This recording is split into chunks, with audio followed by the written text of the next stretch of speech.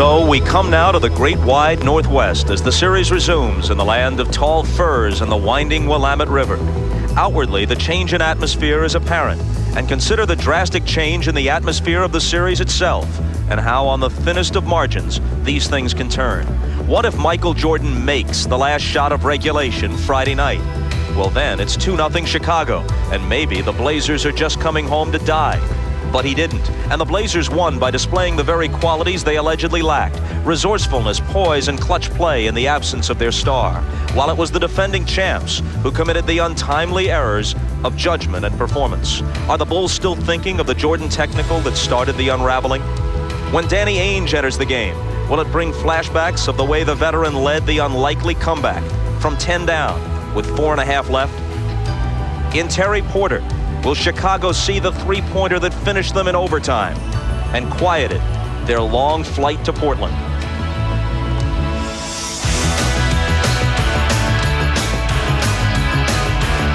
Yes, the atmosphere has changed, and now Portland is poised to seize control of a series they were nearly counted out of. For Chicago, this could be a hard week of playing uphill against Blazer Mania, with Pippen hurting, Cartwright showing his age, and even Jordan overloaded. This is the latest and sternest challenge for the world champion Chicago Bulls.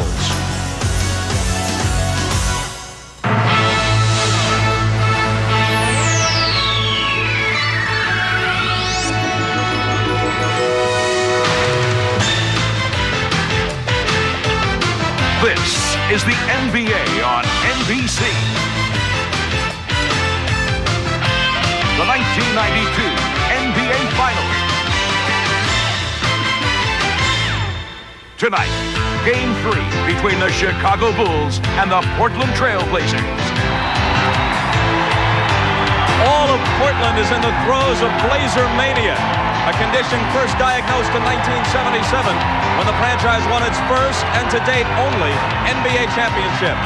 15 years later, the fever still rages. This is part of the crowd that greeted them in the wee hours of Saturday morning when they returned home after the series evening victory in Game 2 in Chicago. It seems as if this entire town is caught up in this series, but only 12,884 are lucky enough to have seats in the NBA's smallest, and many would say loudest, arena. Hello everyone, I'm Bob Costas. Welcome to Game 3. After Friday's stirring come-from-behind overtime win, Portland has achieved what most experts said they needed to: split the first two in Chicago and come home even. The Blazers are 8-0 in the playoffs in this building. Of course, the Blazers and their fans remember the last time they made the finals. That was 2 years ago.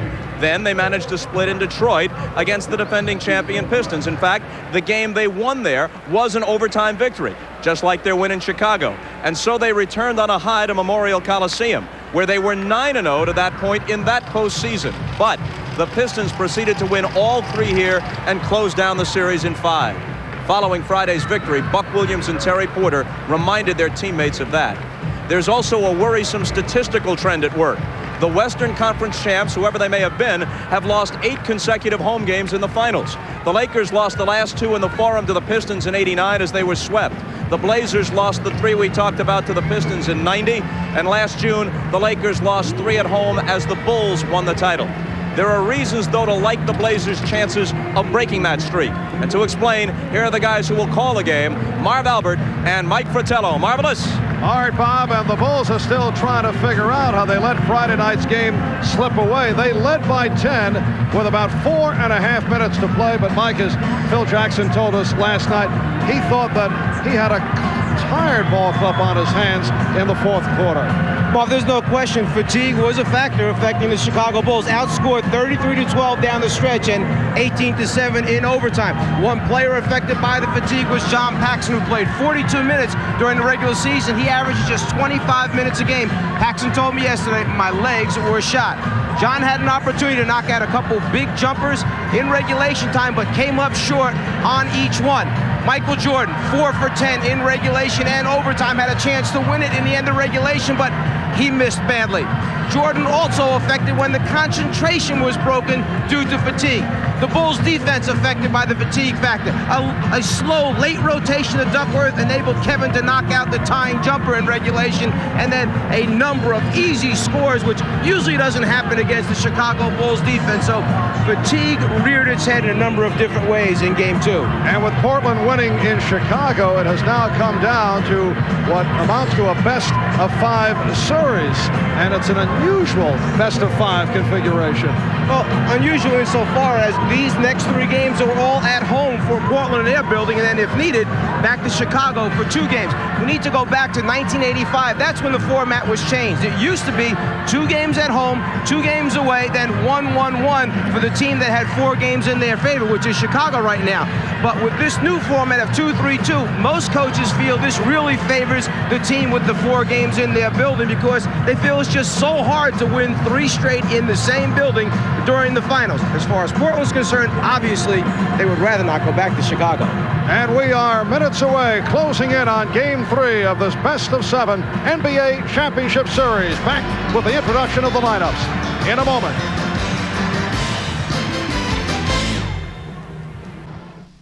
Closes on a 73-degree day, and basketball very much in the air. For the introduction of the lineups, we join Mike Stone on the public address.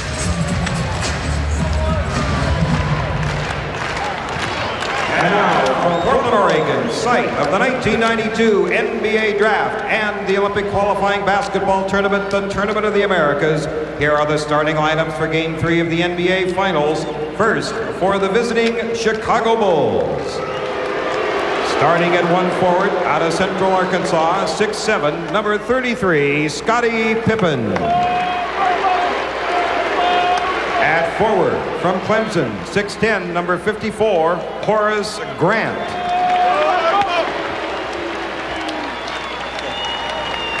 At center, 7'1", from San Francisco, number 24, Bill Cartwright. Out of Notre Dame, at guard, 6'2", number 5, John Paxson. And at guard from North Carolina, 6'6", number 23, Michael Jordan. The head coach of the Chicago Bulls, Phil Jackson.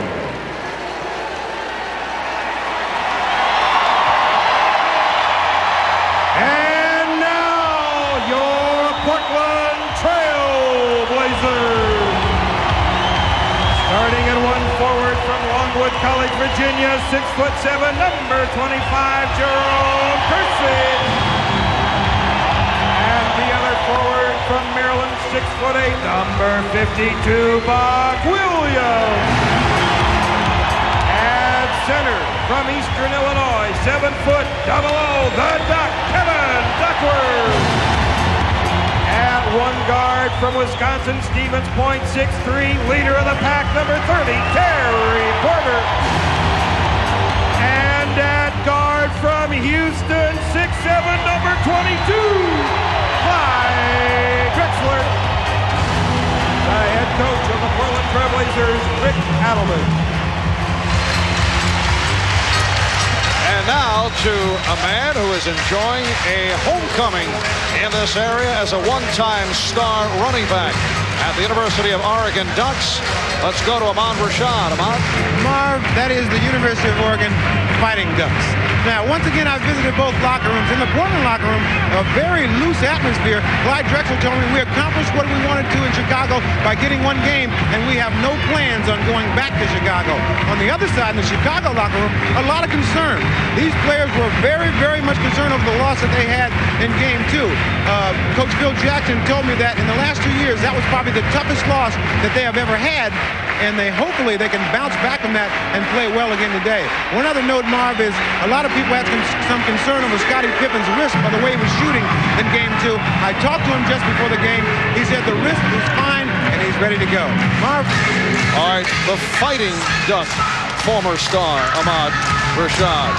Now, Mike, I do want to make the point that they are not using the scoreboard that has been lowered as a screen for jump shots. They will not play the game in this manner. Obviously, there is a malfunction, which is being taken care of. Apparently, the horn in in the 24-second clock, which is operated from the scoreboard, not working correctly, so they're working on fixing it, and hopefully it will be only a short delay, and apparently they have solved the problem.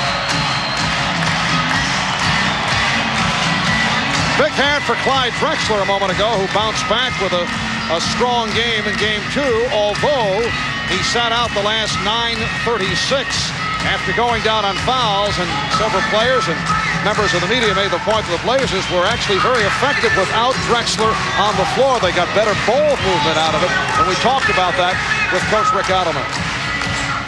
Well, I'm really happy because they still believe they could win, but I want Clyde on the floor. I'm not going to sit here and say, you know, we're a better team without Clyde. I told him, the team after the game, we finally got rid of him when we started to roll, but that was joking. I think it says a lot about our team. It says a lot about the other guys that they stepped up and they took over. One thing that really helped us, I don't know if you can put as much emphasis on, is when Clyde was hurt the latter part of the year, Danny played a lot. And we really got used to playing with him and doing things with Terry and Danny that we don't do with Clyde. They're two different players. So we were able to adjust pretty good with Danny and Terry in the lineup. It happens a number of times during the course of a season where a key player goes out and you're forced to use other people, and they learn to play better with one another. A similar question that Chris Ford had to answer up in Boston regarding Larry Bird. Are you better with Larry or without? You want your heavy artillery in there. There's no way they win the games they've won over the past few seasons without Clyde Drexler. It was just happenstance. The players stepped up and produced in Clyde's absence. And Clyde Drexler, 26 points, 8 for 20 from the field, 10 for 10 from the line, and came out in very aggressive fashion. So we're set for Game 3.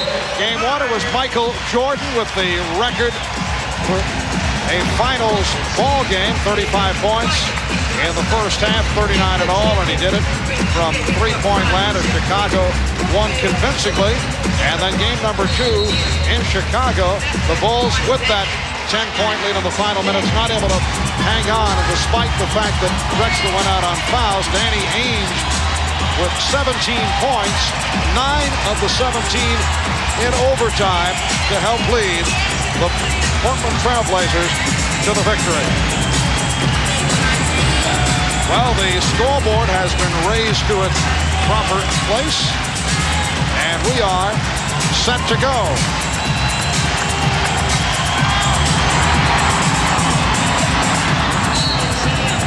The officials, Bill Oakes, Ed T. Rush, and Mike Mathis. And the call, Chicago ball, last touched by Portland. Big concern by many people, the Bulls' ability to bounce back after the devastating loss in game number 2. Did they have enough time to get themselves straightened out in their heads and immediately go down inside low to Grant, which is one of the things that they like to do, Chicago, establish the inside game with either Cartwright or Grant early.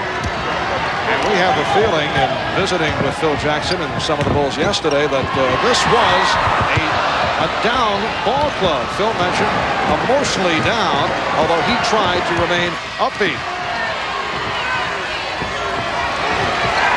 Kersey switching off to Jordan here at the start. There's Pippen.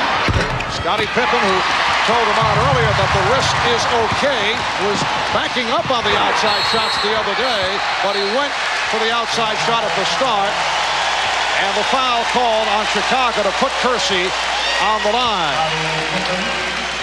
It's called on Pippen. If you think back to game 2 when Jerome Kersey had been struggling, the play that got him off early was a transition dunk by Kersey, filling the right lane once again. Here, almost an exact similar play. This time, he goes to the free throw line for 2 opportunities. Jerome Kersey, player who has battled through injuries to both ankles, did not have a good one last Wednesday in game 1. Came back in game 2 for 12 points and 8 rebounds.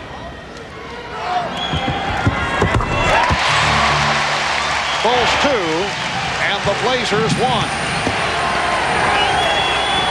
Jordan and Paxson in the backcourt. Cartwright up front with Grant and Pippen. Grant with the open shot. And Kersey with the rebound. Terry Porter had an excellent game in Chicago on Friday. Here's Duckworth, who hit that clutch shot down the stretch in regulation. Buck Williams, and it's rebounded by Grant.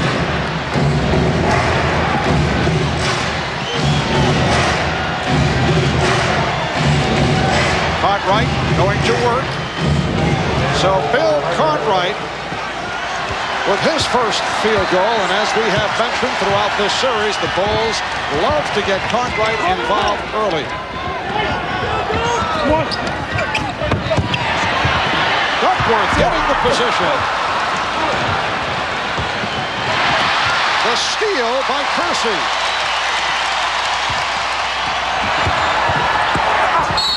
Kersey will go back to the line. Foul committed by Horace Grant.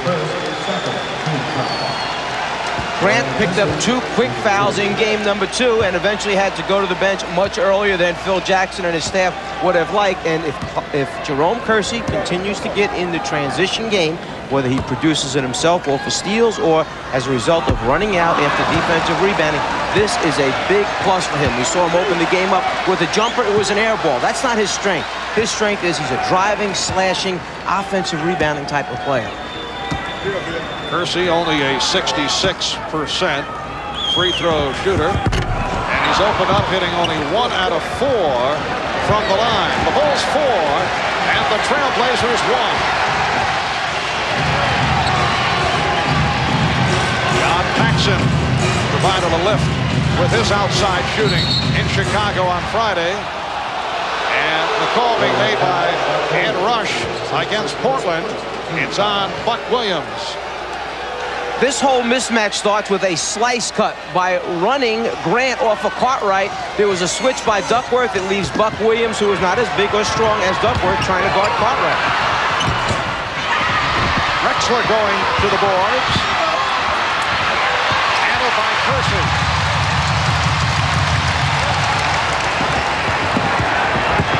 Porter drew the double team, was able to whip by, and he drew the foul.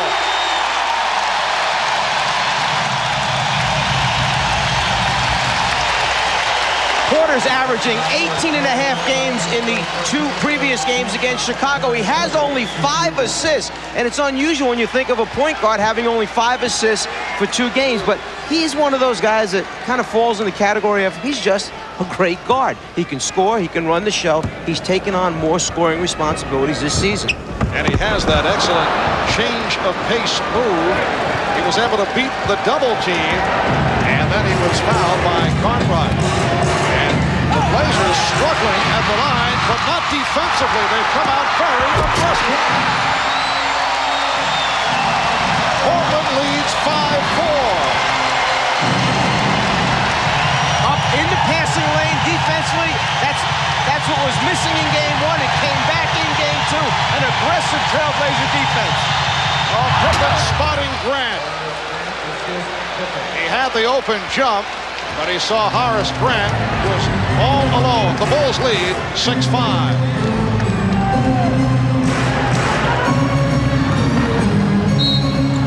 And the foul committed by Paxson.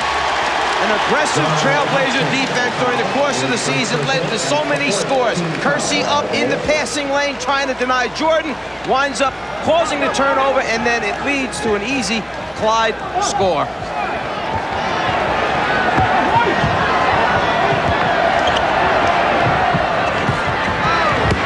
Duckworth. Nice move.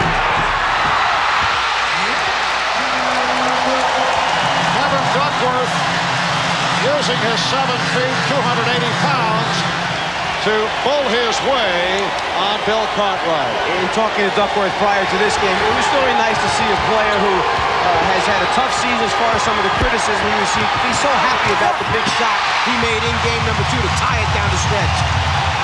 Here comes Drexler giving it up, but we get a whistle, a traveling violation. He gave it up, but he traveled first.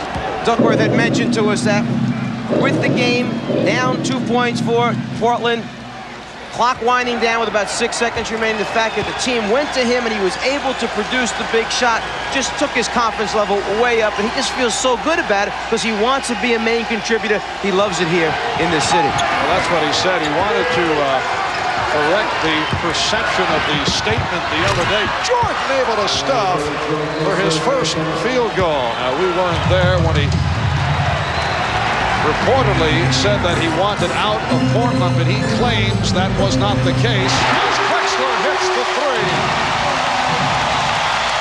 And the Blazers lead by the score of 10-8. This is Duckworth speaking. He said he was asked about the tough time that he has received here in Portland, and he said, well, something to the effect, whatever happens, happens. But it did not come out that way. As I say, that's Duckworth's interpretation.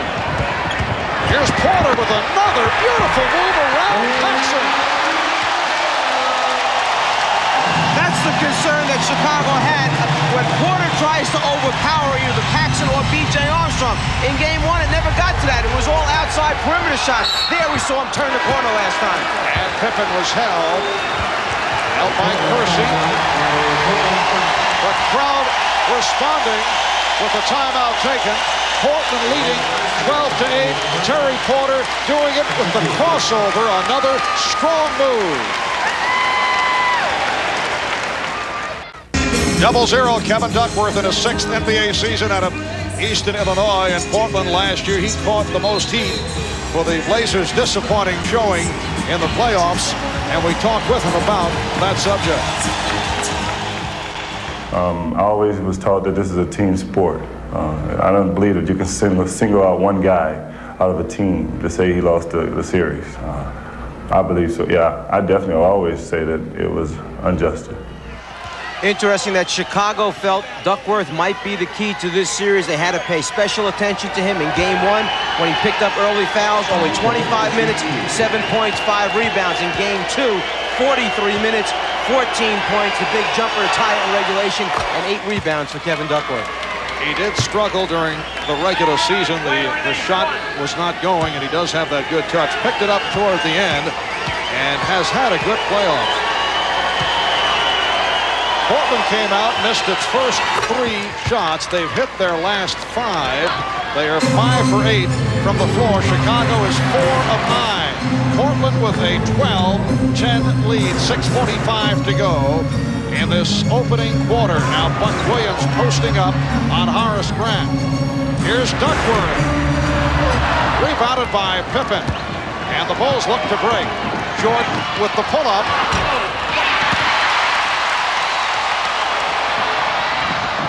Let's see, did Grant make contact? No, says Mike Mathis, although Terry Porter disagrees. So off the errant pass, the Bulls get it back. As Michael Jordan came down that time and shot the jumper in transition, Porter was defending him. He just ran out, took off down the floor, basically said if it comes back to Michael, so what? That's where the long outlet look came from. Jordan using the screen. So Cartwright with the pick, and Jordan with his second field goal has tied the game at 12. Whether this is a long-range effect to wear Michael Jordan down or not, he's had 3 people defending him so far. Drexler getting inside, a fast start for Clyde. He has 7 points. And I was saying the 3 people have been Drexler, Porter, and Kersey on Michael Jordan already this basketball game. Paxson. And that an unusual look for Paxson, angling left and then shooting to his right. And able to hit to tie the game at 14. We're used to seeing Paxson floating to that corner all alone, knocking out the jumpers. Out against Cartwright, his second.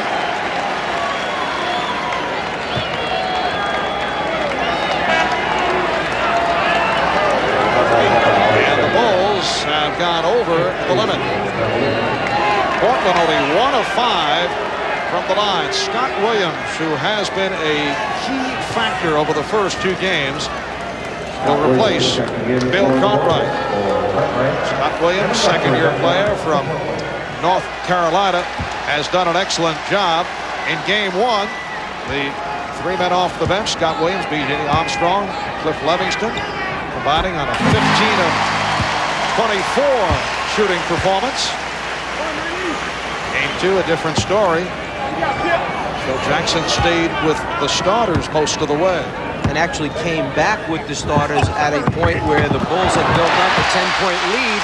Some people felt, hey, why not stay with those guys, the reserves? Instead, Phil went back to his starters, who he felt more comfortable with.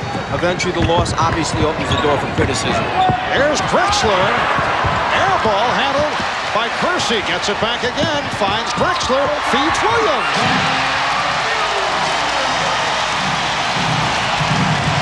It is Portland by 3. Understanding what this Trailblazer team is about, you have to live with some of those shots, understanding they come up with second and third efforts. Scott Williams may have gotten away with a travel. That is certainly the feeling of the crowd. He has brought the Bulls within one. Duckworth thought he was fouled. Here's Jordan, 1-on-3, and passes on the shot. Pippen, and on the switch by Duckworth, goes right at him, finding Grant.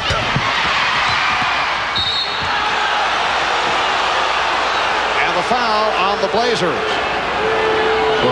It's a hold charged to Drexler. You may question some of the hurried, quick perimeter shots that this team takes, but they get after it. They work at getting the ball back. It was an air ball. They got it back. It leads to a sure score inside by Buck Williams. And that's why Rick Adelman understands the mentality and what this team is about and lives with some of the shots that other guys might get a little nervous with because their athleticism will produce extra shots for them. Oh! Grant will go to the line. Duckworth called for his first. So Horace Grant to the free throw line for the first time. Game 2 on Friday. Chicago only 17 for 26 from the foul line for 65%. Both these clubs are not good free throw shooting teams. And Portland has opened up, having their problems. 2 of 7 from the line. Cliff Robinson will replace Jerome Kersey.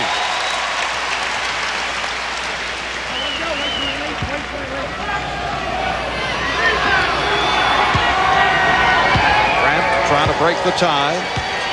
4:22 left, first quarter.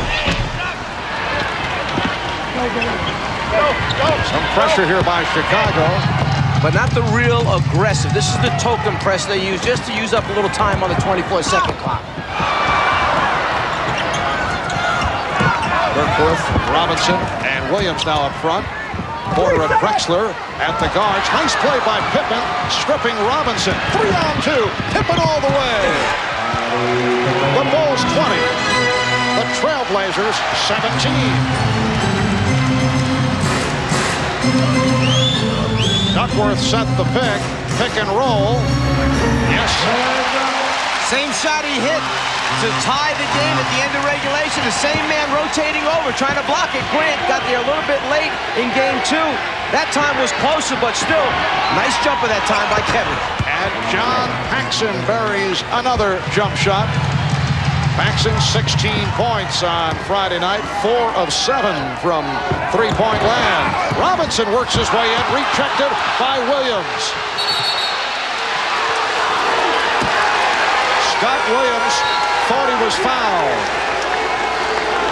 But a good hustle play by Williams.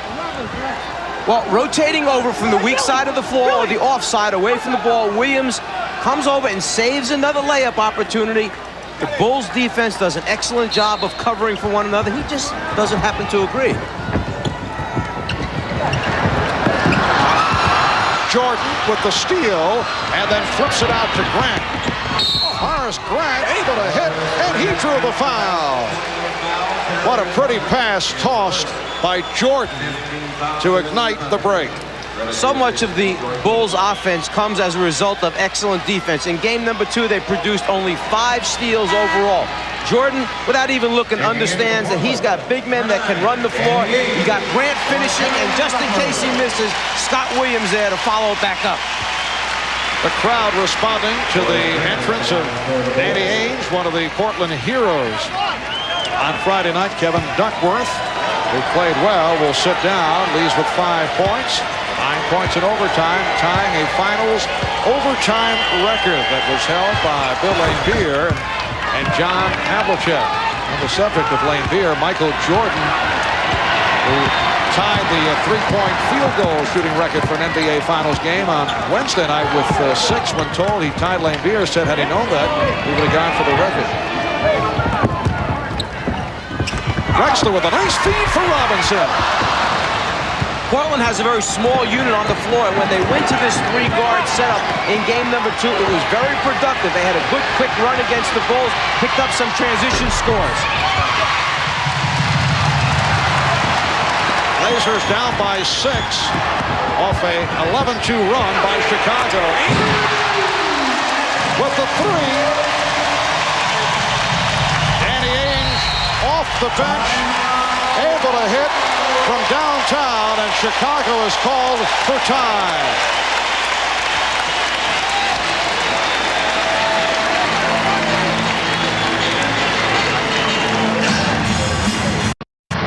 Michael's the center fielder, anticipating that he just might try to come down the lane and dunk it. Ainge spots up in the corner, so Michael has to hold for a second.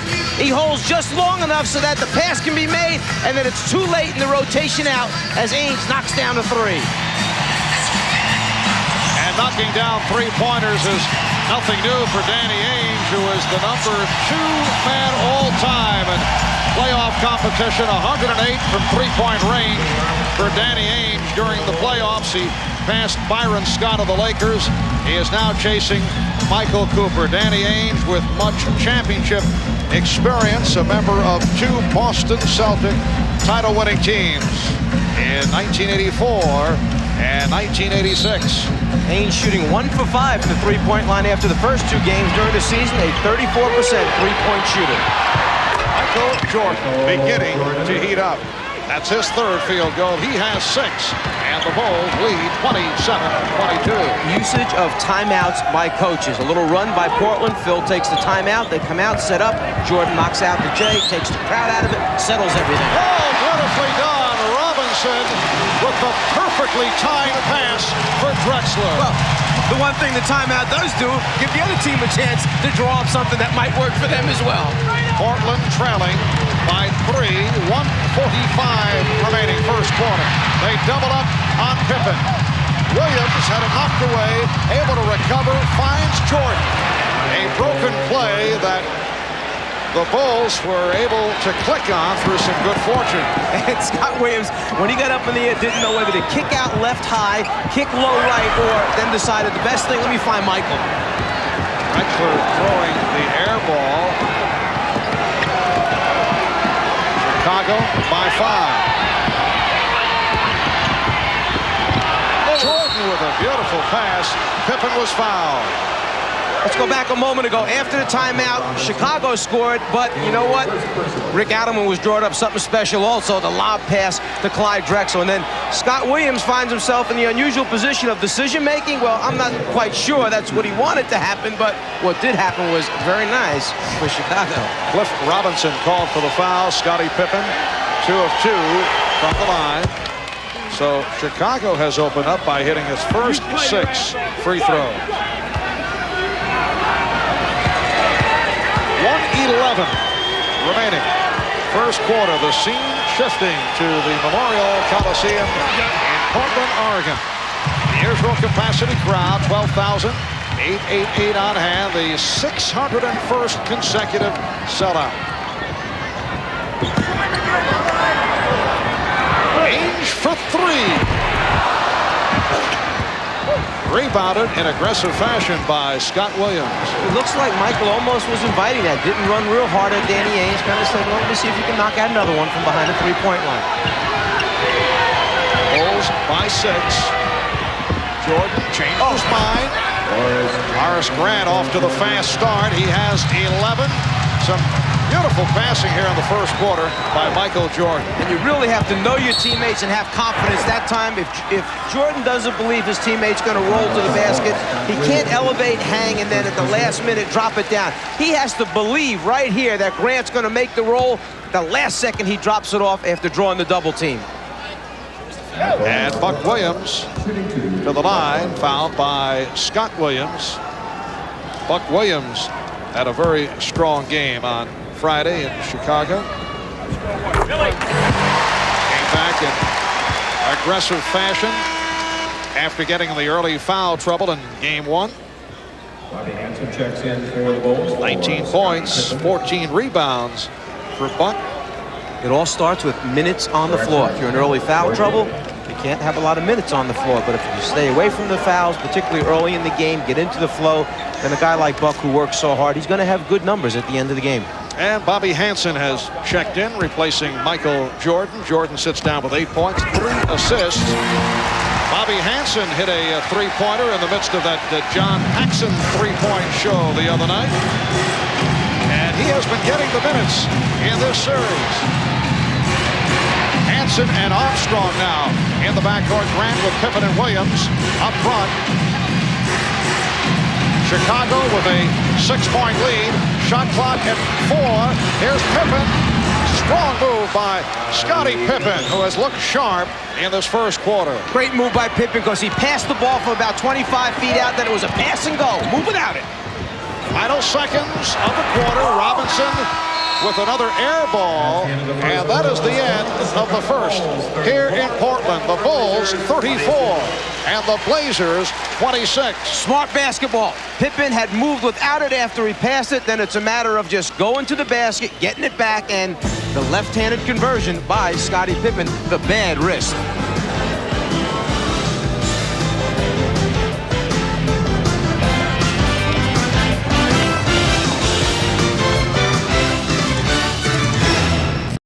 After game 2, Michael Jordan told me not only was he disappointed in losing the game, but it was the most exhausted that he had ever been. Just with a couple of minutes left to go in the first quarter, Bobby Hansen was coming in for Scottie Pippen, and Michael said, no, let me go and sit down. So he looks exhausted right now. Marv? All right, Ahmad, it was during the course of that series against the Knicks where it looked like at times Michael Jordan was worn down, lost his legs. He did go through a series of injuries, and then in the series against Cleveland, he had the congestion problem, fighting off a cold, touch of the flu, but he's been strong the last week, although, as Ahmad just pointed out, he was tired in game 2 on Friday night, and that obviously is the case here again. Well, he played 50 minutes in game number 2, and as Michael himself mentioned, in fact, on Inside Stuff yesterday, it's the other things, not just the basketball, that wear you down. It's all the other things pulling on you, particularly in the finals, the championship series, that mental fatigue that catches up with you. Second quarter underway, and off the scramble, a kick ball called on Scott Williams. So the ball goes back to Portland, and they get a new 24. Rick Adelman has Danny Ainge and Enos Watley now in the backcourt. Clyde Drexler moves up front, being guarded by Scottie Pippen. Jerome Kersey is back. Cliff Robinson also on the floor. Kersey for Robinson. Has not been hitting the outside shot. In fact, has been way off. You know what I find unusual? In game 1, Portland scores 30 points at Chicago. Game 2, they scored 31 points at Chicago in the first quarter. Here at home for the first time, 26 points. So the Bulls defense did a good job digging in the first quarter. And Drexler comes out of the pack. Watley rejected by Williams. That's his second block. And it's another time we see Williams coming from the off side of the floor to help a teammate out. He does that so well, anticipating when he might be needed. Pippen using the screen. And a loose ball foul called on Portland. It's on Kersey, his second. Team defense starts with an understanding of when someone needs help. Right there, Watley getting set to shoot it over the top of a smaller B.J. Armstrong. The big guy, Williams, over for the block.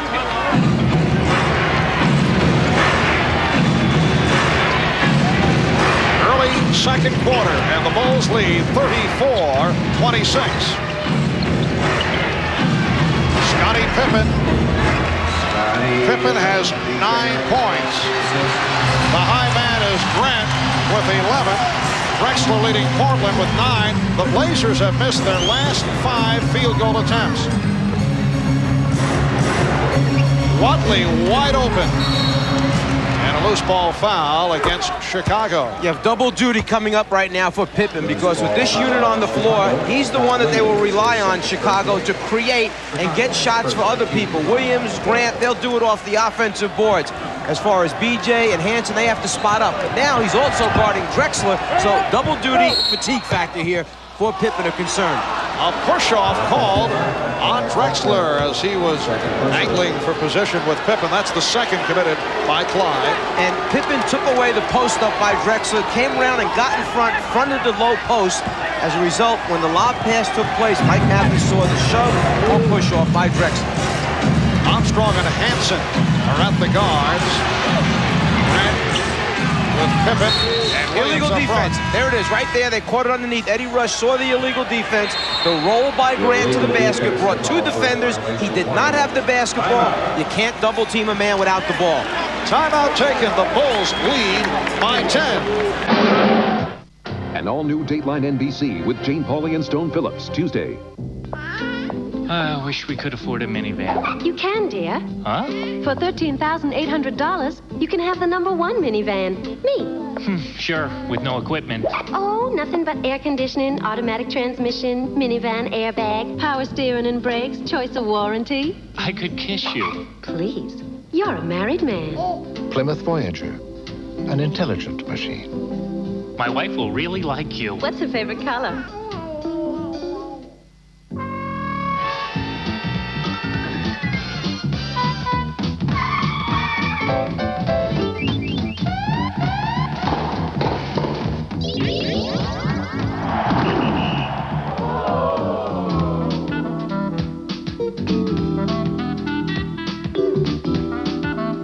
Basics of the illegal defensive call. You must have a man guarding a man. You cannot have a defender just guarding an area of the floor.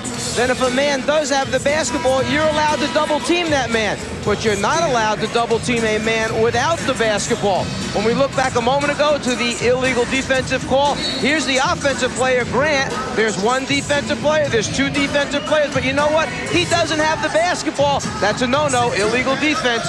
Two defenders on one man without the ball, not allowed in the NBA. Yes, he is the czar of the telestrator. Portland has missed its last 6 field goal attempts, and they have not shot well. Only 10 of 24. Clyde Drexler sitting down now after picking up his second foul. Clyde has shot well, 4 of 6 for 9 points. While Chicago, 15 of 25, 60% shooting.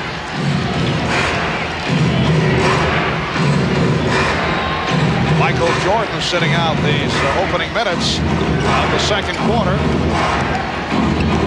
Bulls go to the weave, and then Pippen off the mark, but it's tipped and missed by Williams. And the officials checking it out. Mike Matthews says last touched by the Blazers. Did they pull out something from the past, the three-man weave? Yes, they did. And what it does is, it's unusual. Teams don't see it a whole lot, and it forces jump switches, which in turn produce a lot of mismatches. All of a sudden, the big guy's guarding the small guy. He can't play him off the dribble. And that was deflected out. Chicago with 17 on the 24. A 10-point Chicago advantage, their biggest lead of the game. Cartwright, yes.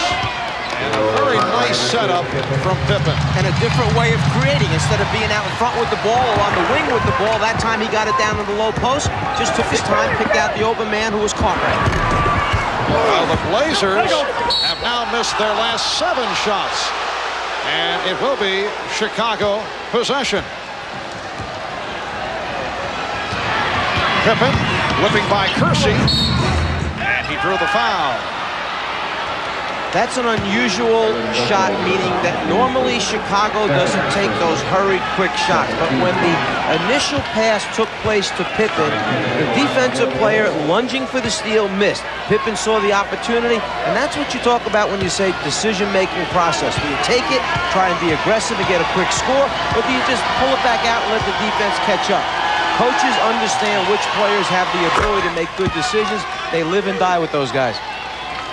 Scottie Pippen is now 4 of 5 from the line, 10 points. Michael Jordan, who, as Ahmad related to us earlier, has been on the tired side. Similar situation to what took place in the overtime game on Friday, and he has been sitting out since the end of the first quarter. He sat down with 29 seconds remaining in the first. So for Michael, this is an extended rest period, and obviously it has not hurt the Bulls.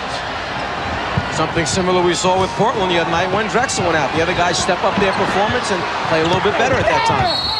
Now, you see Phil Jackson facing questions the way Rick Adelman did. Now, let's see now. Are you better off without Michael Jordan? Will you use him again in the stretch run of a close game?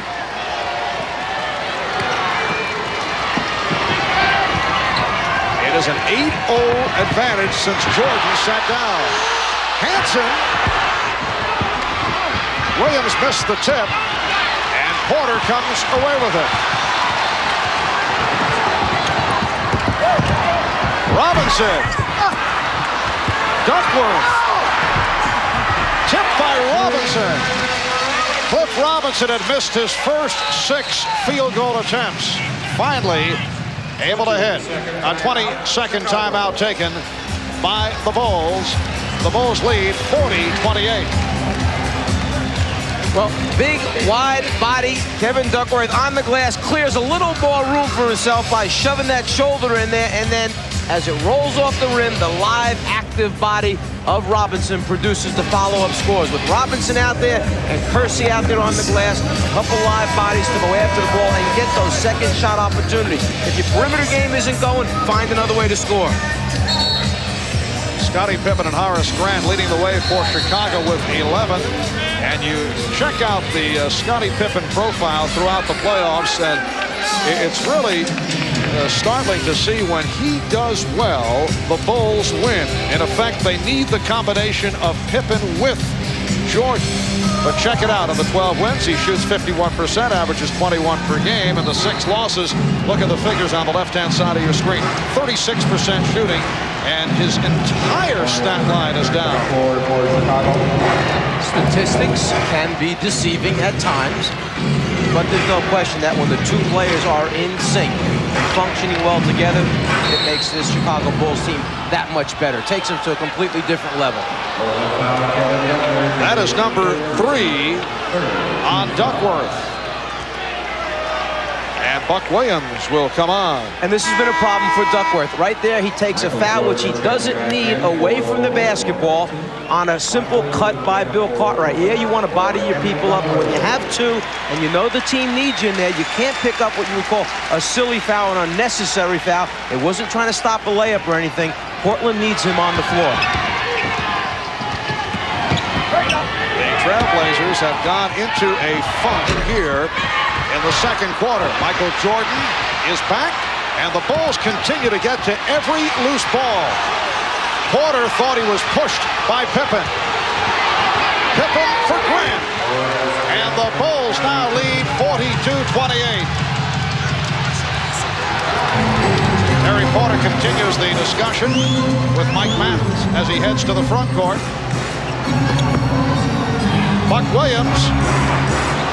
Oh, he forced that shot. He did not have position. Here's Jordan to the open floor. Ainge played him well. Armstrong. And it's rebounded by Kersey. Blazers wanted to run, but the Bulls got back on the transition. Ainge met by Jordan, finding Porter. Chicago leads by 12 points. Just a little brush cut that time. A high post man. Porter ran his guy off. The guy happened to be B.J. Armstrong. Produced an easy score. Foul committed by Ainge. That's his first. And a timeout is called with 6:33 to go in the first half. In the Coliseum, they keep a board known as the hustle board. Statistics which coaches and players refer to by the extra effort that you need to pick up these categories. Points for block shots, points for rebounds, points for steals. When you total up right now, Chicago giving a little bit more extra effort, up 23-17 on the hustle board. And this crowd looking to urge the home club on. They are down 42-30, 6.5 remaining. Second quarter. Cliff Livingston has come on for the first time. Cartwright with a beautiful fake to draw the foul on Robinson. He had Cliff Robinson committed to the move. Cartwright normally goes with his first move. Defensive players know that. So Robinson, anticipating he's going to go up right there, leaves his feet, then just tries to stop the easy layup by committing the foul. Cliff Robinson hit with his second foul. Bill Cartwright missed the first 17 games of the season with a broken left hand. He's a player who's made it back from a broken foot injury that sidelined him for 2 years when he was a member of the New York Knicks. And he said that he might need an operation on his knees after this season if the pain does not go away. Cartwright way off from the line. He did shoot well at the line the other night. A key statistic here, I think, for Portland is the assist column. In game 1, Portland had only 16 assists. In game 2, 27. When you're passing, playing unselfishly, getting high percentage shots, you shoot well. When you're not doing that, taking too many perimeter shots or going solo one-on-one, you don't pick up those assists. Right now in this game, a 15-7 advantage for Chicago in the assist column. Going into this game, 72-43 assists in favor of the Bulls. That foul called on Grant. Robinson being played by Cartwright. Mercy guarded by Livingston. A lot of dribbling, not much happening for the Blazers, and they turn it over. Exactly right. See, there he is. He's telling them, movement. Rick Adelman sees it. You can feel it. Too much one-on-one stuff, holding the ball too long. Chicago's offense is predicated on read the defense. If you don't have it, get rid of the basketball, except if you're Michael and want to make something happen off the dribble.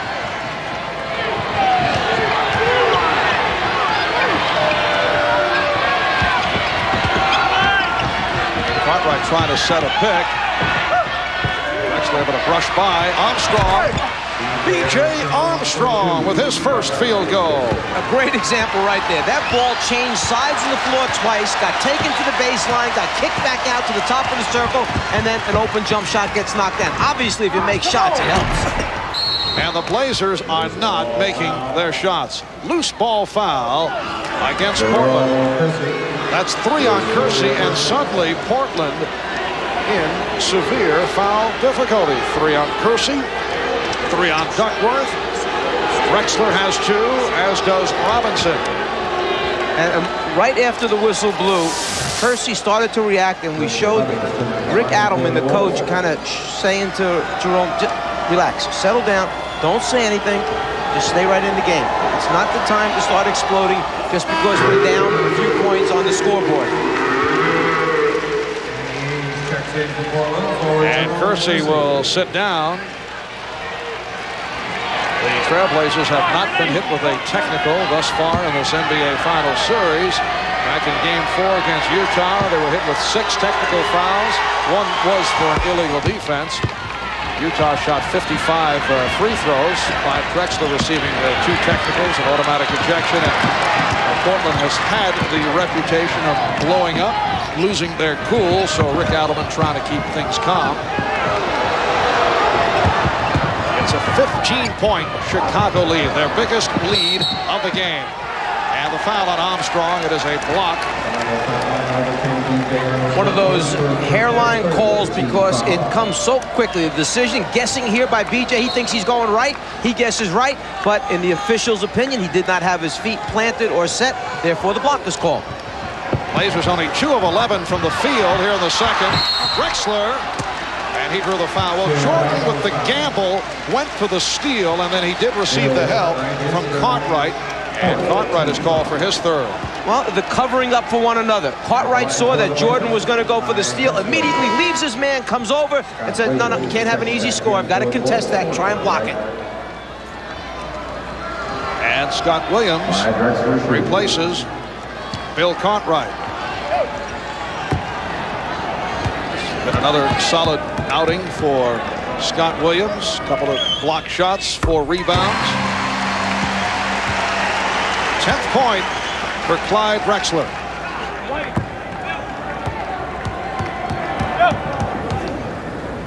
The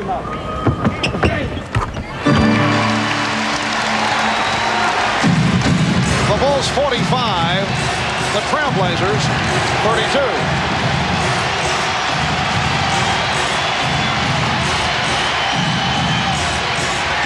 They isolate Jordan on Drexler. Armstrong. And a loose ball foul on the Bulls. Horace Grant sent Danny Ainge flying.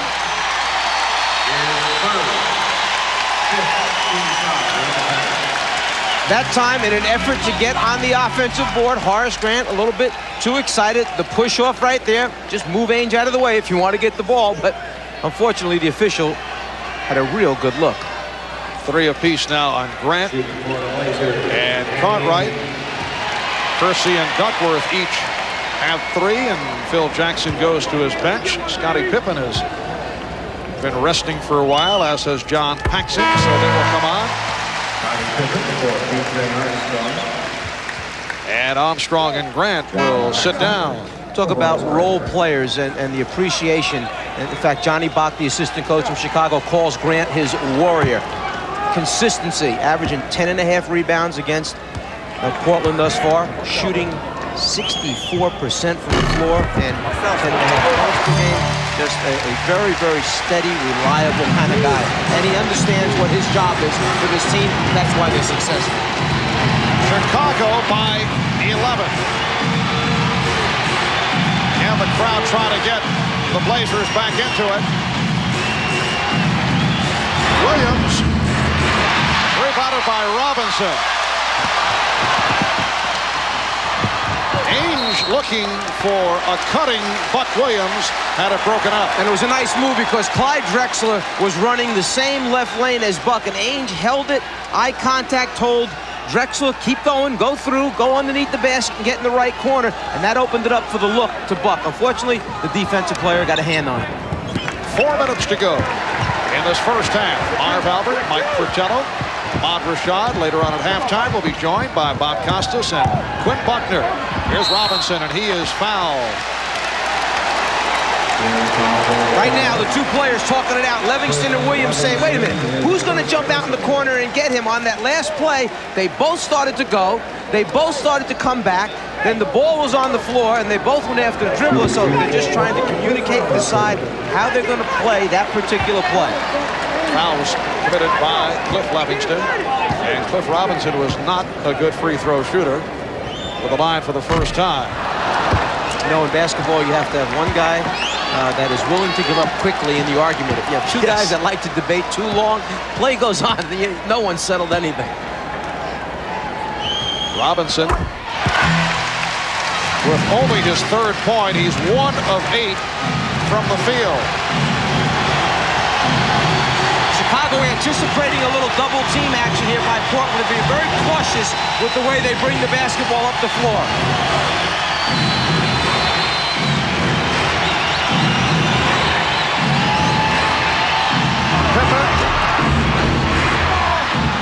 Scottie Pippen extends to a 47-35 lead. Pippen has 13. He's the high man.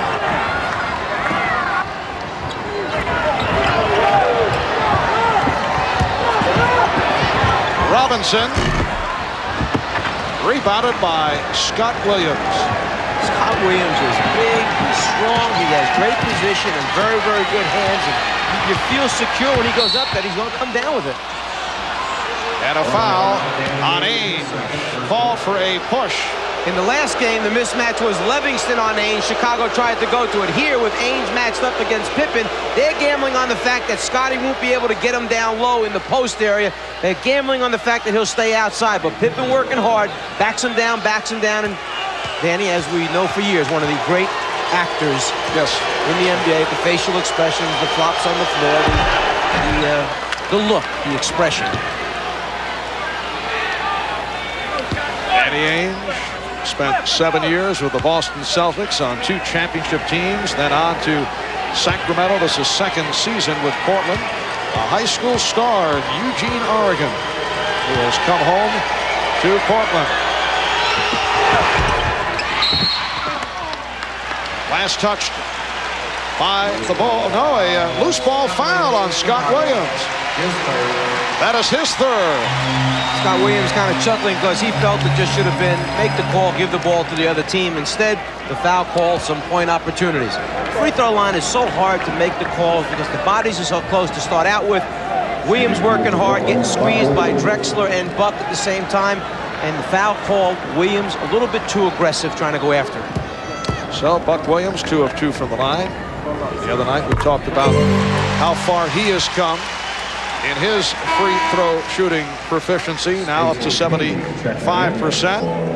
3-time All-Star, member of the NBA's All-Defensive Squad, twice Rookie of the Year out of the University of Maryland back in '82, and a member of the 1980 U.S. Olympic team. Buck Williams, who spent 8 years with the New Jersey Nets, wired the deal for Sam Bowie 3 years back. Stacey King has come on for the first time, replacing Scott Williams.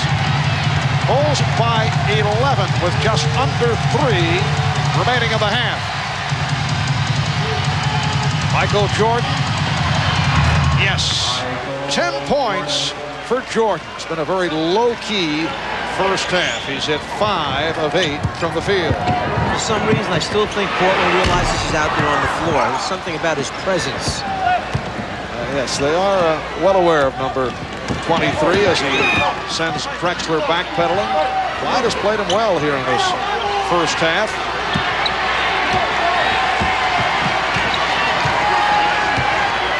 Now Pippen try to back aim. Shot clock at 2. Jordan for 3. Rebound King. Stacey King hitting on the follow to give the Bulls a 52-37 lead. And Rick Adelman calls for time. A tough assignment for Jordan. Get the ball thrown to you with 2 seconds left on the 24 and have to shoot a 3-pointer with Drexler extending out defensively.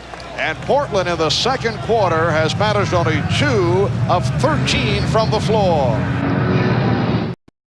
And a feature handled by Inside Stuff. Ahmad Rashad went up against Shaquille O'Neal, a little one-on-one, and then it was Shaquille's turn. He whipped by Ahmad, and funny thing happened. Shattering the backboard. Is that all the you subject got? of Ahmad and Shaquille. Let's go to Ahmad, who has his one-on-one partner alongside him. All right, Marv, you know, the score when we played was 1-1, so Shaquille has come all the way up here trying to finish that game. You're looking for me, right? Ahmad is lying. The score was 5-1 when I ripped the backboard down. The score was 5-1. Don't lie. Don't lie. Don't lie. The score was 5-1. We do have more baskets in Portland. We can finish this up. It don't matter to me. We'll do that later, Marv. I'll keep you updated on what the outcome is. 5-1. Remember that. Oh, coming up at halftime, Shaquille will join Bob Costas, and you'll hear more about probably our one-on-one game, huh? All right. Marv. I'm certain that is on Shaquille's mind.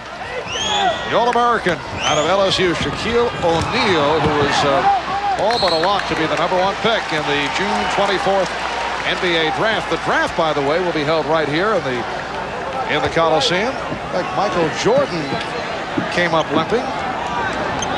Jordan coming down right here is where he winds up. Right there, steps on Buck Williams' ankle as the ball goes out of bounds. A minute 40 remaining in this first half. Drexler for 3. Clyde Drexler hitting his second 3-pointer, and the Chicago lead is now 12.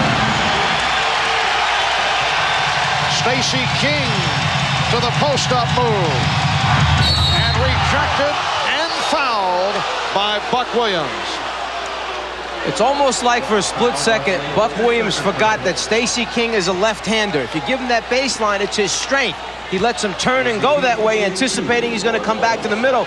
But Stacey, the left-hander, goes for the score, and then Buck felt he had pinned it to the backboard. The body contact is what was called. Second on Buck. Stacey King in his 3rd season out of Oklahoma. He was a lottery selection, a #6 pick. On the disappointing side his first 2 years, had a couple of incidents with the coaching staff of most significance. Walked out of practice 1 point last year, suspended by the team, and has not been in the regular rotation this season. In fact, Scott Williams, who has played very well, passed him by. Here's Ames. Yes. So the Chicago lead, once 15, is now 10 with 1 minute left in the half. Well, to show you how good the defense has been for Chicago, without those last 5 points, they have 37 points. In game 1, they had 51 at the half. Game 2, 54 at the half. A traveling violation. The basket does not count. Trying to back Ainge down again. The little step right there before the ball was put on the floor. Here's Ainge to the drive. And he'll go to the foul line. A sudden burst by the Blazers, who have been struggling in the second quarter. At one point, they had hit only 2 of 15 shots. Danny Ainge will go to the line. Coming up on the Prudential Halftime Report, Bob Costas and Quinn Buckner will have a look at the U.S. Olympic basketball team. And as I mentioned, they'll be joined by Shaquille O'Neal. That's Bob and Quinn at halftime. Danny Ainge once again providing a lift off the bench. 3 of 3 from the line, 8 points in all. When Chicago is running the clock down to get the last shot of the quarter as the free throw is missed, they use 1 of 2 sets. An open spread set or a high pick and roll. Jordan. Yes. 12 for Michael Jordan. What they just did is they ran a 2-for-1. They tried to get a quick shot in a hurry so that when Portland comes back and shoots, if they can secure the defensive rebound, they will get 1 more shot attempt. There's about 4 or 5 seconds differential between game clock and shot clock. Ainge passed on the 3. Here's Drexler. Good feed from Williams. Violation. Stepping over the line that time, Stacey King hurrying to get the ball inbounds, wanted to throw it deep around the half-court line. At the last second, the defensive man for Portland shot the gap. He tried to pull it back, but he stepped over the baseline. A critical turnover at this point for Chicago. 9 and a 10th second remaining. First half. Quarter. Final seconds. Pippen got it off. Good finish to the second quarter for the Trailblazers. They conclude with an 8-2 run. Michael Jordan, 6 of 10, 12 points. Clyde Drexler, 6 of 8 for 16 points. So at halftime, it's the Chicago Bulls leading the Portland Trailblazers 54-45. Coming up, the halftime report with Bob and Quinn. We'll be back in Portland in a moment.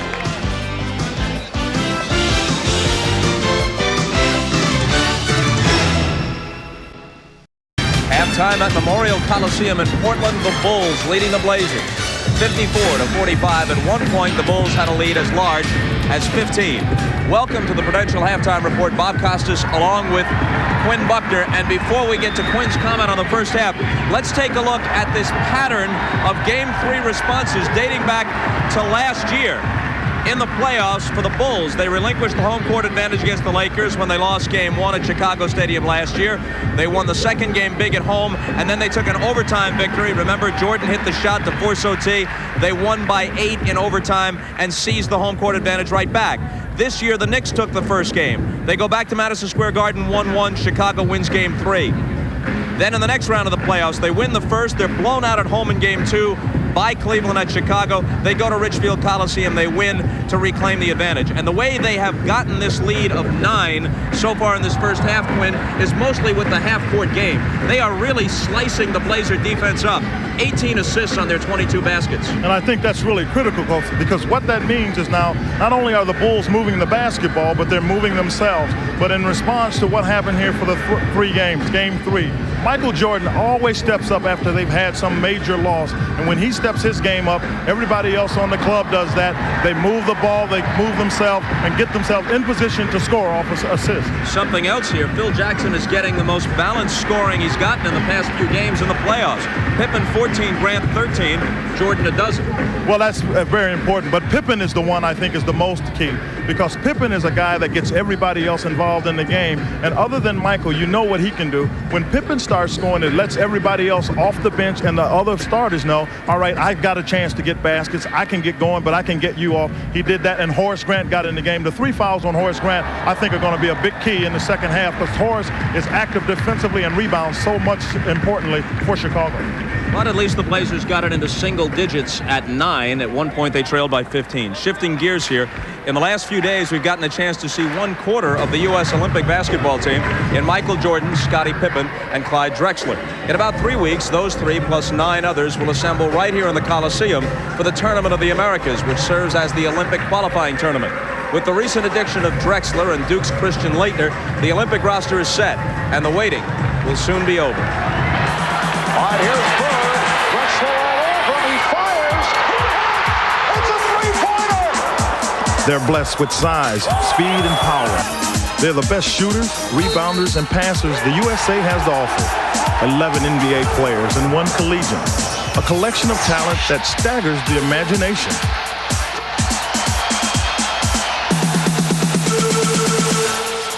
The competition in the Olympics is so exciting because it's the top level in the world, and it's just a great honor. I think people can't really understand it until they feel like they're the one person representing a whole country, and every time people look at you, that's what they see of the United States. So it's a thrill. Every year you can win some basketball games, or you can win, you have a chance every year, but the Olympics only come along every 4 years. That's why it's so magnified. And then to get a chance to represent your country, but it magnifies it more. You see the players go out there and they compete for the United States, and you see them win the gold and standing up on that platform and watching the flag being raised up and the national anthem being played.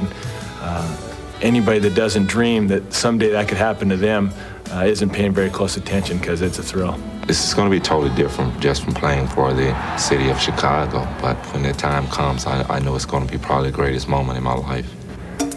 For some, a gold medal would cap a fabulous career.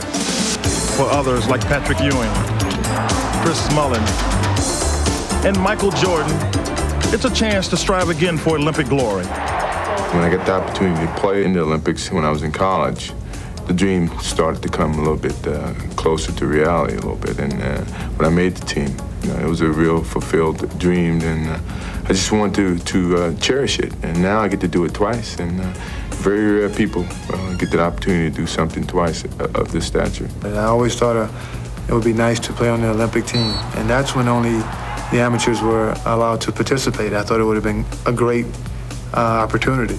And now to get this chance as a professional, it doesn't get any better. There's going to be a group of guys that are very focused and going over and getting the job done, and Americans are very proud to be considered the basketball country. And I think it's up to us now to go over and show the rest of the world that we are number one in basketball. It's a true world championship. You know, when you win that gold medal, you've defeated everyone. Whenever you put that USA uniform on, we're not talking about a silver or a bronze, we're talking about the gold. So it's added pressure, but it's a good added pressure that we look forward to. Right now, it's Drexler versus Jordan for the NBA title, but their debut as teammates is just around the corner. Let the games begin. Yeah, Quinn Buckner was a member of Dean Smith's squad in 1976, took the gold medal in Montreal. You've been following this pretty closely, and with an eye this time on David Robinson's condition. That's right, Bob. And with David Robinson hurt his left thumb. He tore the ligaments in it at the base of the thumb. They've already looked at it. He's had the surgery, been in rehabilitation for a month. He's scheduled to play in a game today down in San Antonio. Talked to General Manager Bob Bass. They expect he'll be all right to play in the Olympics. Larry Bird, I tell you what, he kind of got a bit of a break by coming out of the playoffs short in terms of the Celtics. I'm sure they don't like that. But for Larry Bird, that gives him a chance to rest his back. His back should be fine. He will play. Okay, thanks, Quinn. One other quick item here before a commercial. Jim Courier, who will be a member of the U.S. Olympic tennis team in Barcelona, captured his second straight French Open title earlier today in Paris. He beat Czech Peter Korda in straight sets, 7-5, 6-2, and 6-1. In breezing to the championship, Courier lost only one set in his 6 matches. Now, coming up next, we'll be joined by Shaquille O'Neal, all but certain to be the first pick in the upcoming NBA draft. That's right after this message from Prudential and a word from the NBA.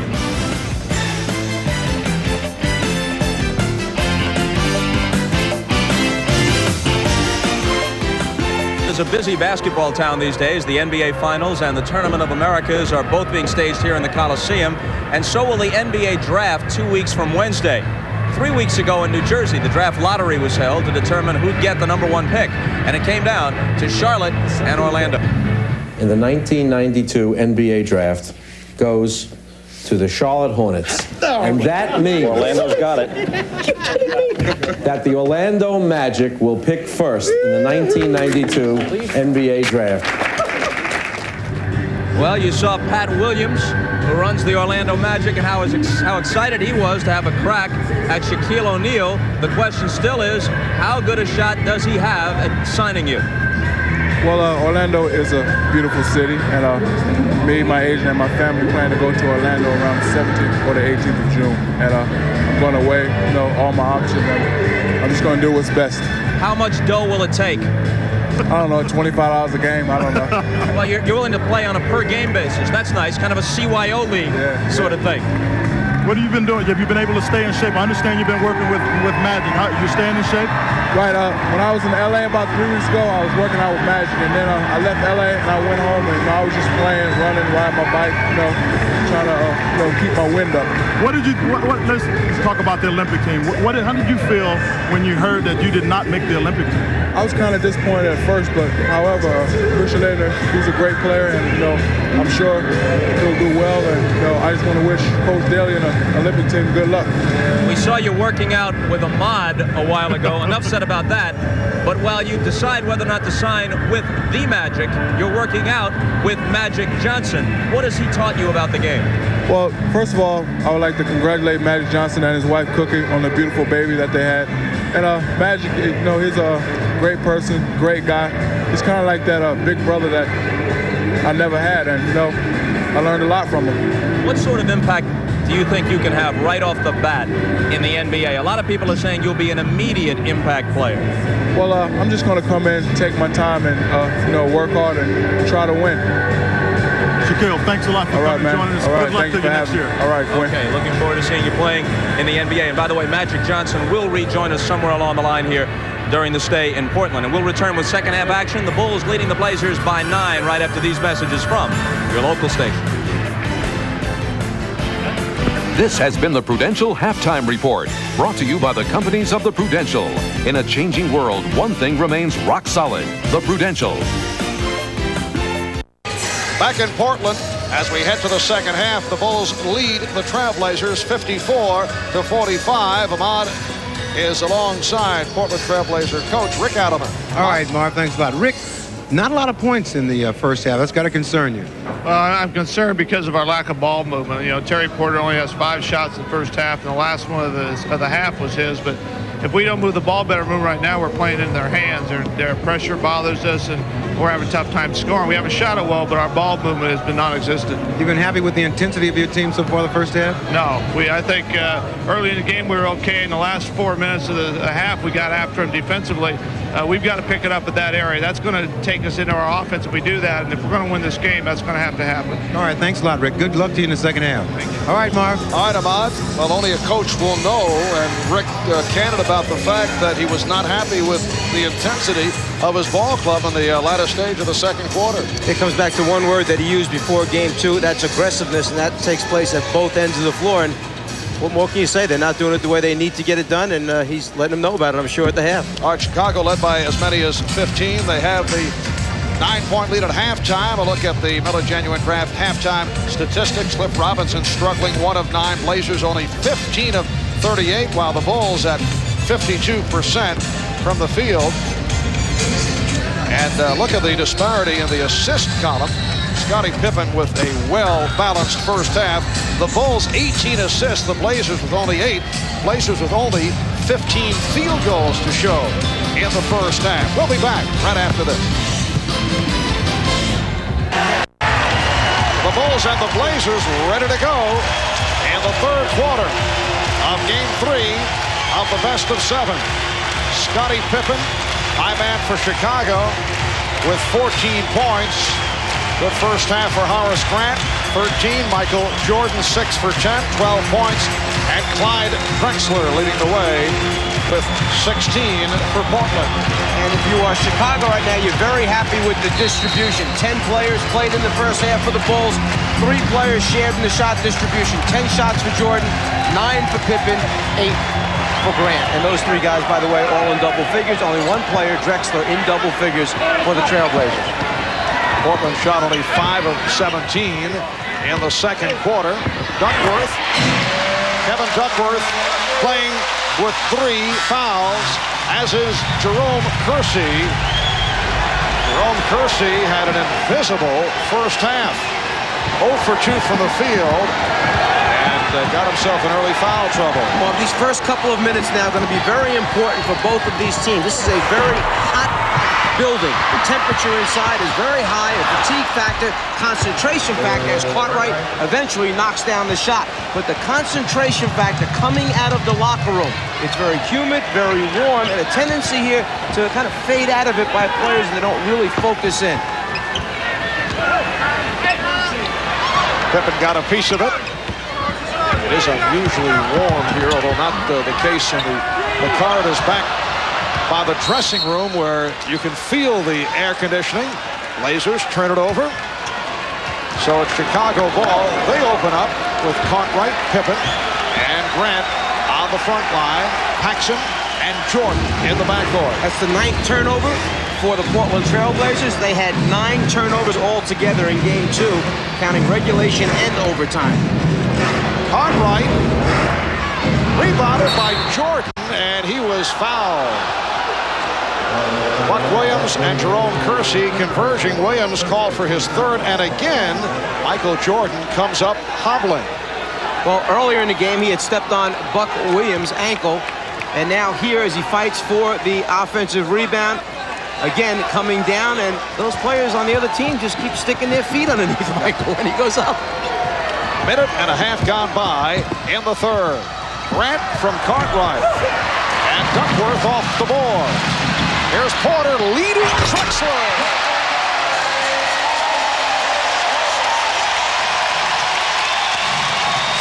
Chicago 56, Portland 49. Jordan for Cartwright did not hold on.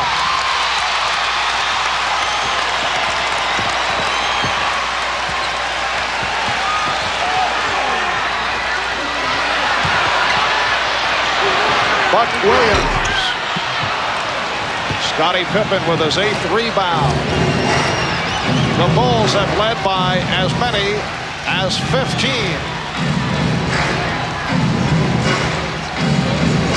Portland has had a couple of very difficult stretches. At one point, they missed 7 straight shots. And then in the second quarter, at one stretch, they managed only 2 field goals in 15 attempts. Kersey, it's a wild shot. He went to a 3rd option.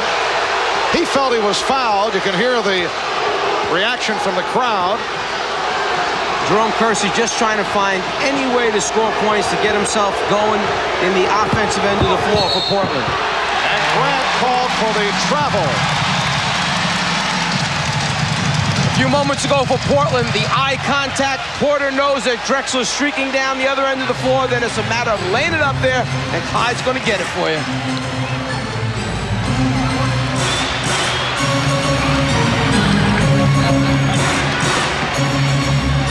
Kersey. Duckworth gets the new 24. Drexler for 3. And Cartwright rebound. Paxson wide open. Drexler for Kersey. 14-4 run by the Blazers. And Phil Jackson calls for time.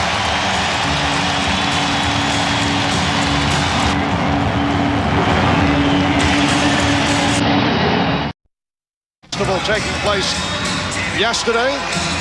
No bouquets being tossed in the direction of Bill Cartwright by Phil Jackson, who was upset with his center. I think all he said was, Bill, be looking for the basketball, referring back to the pass that Michael Jordan tried to throw him. It was a no-look pass, hit him in the hands, and sometimes the players aren't ready, anticipating that it might come.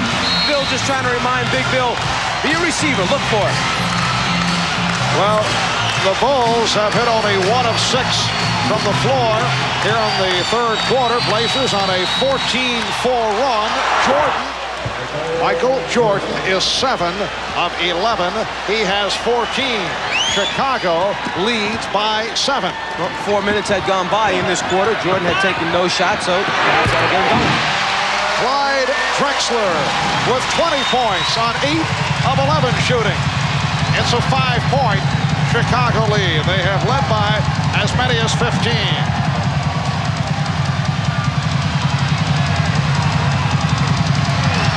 Jordan from deep.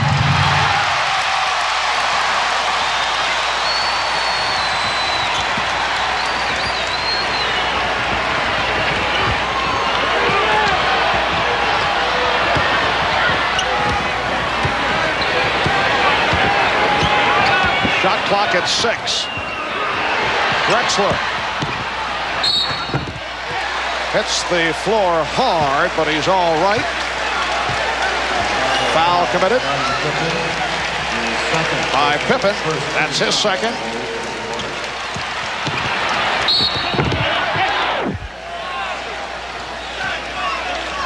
The sounds and sights of NBA action. Duckworth rolling in.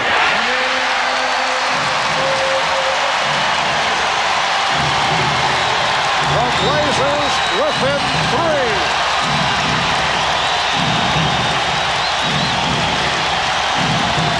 Here's Pippen.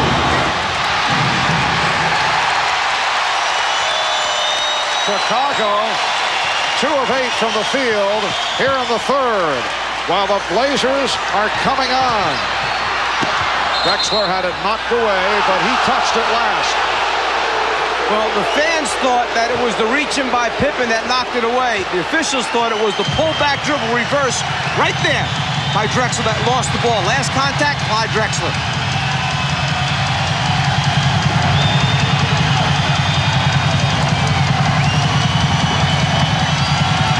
Shot clock at 5. Jordan.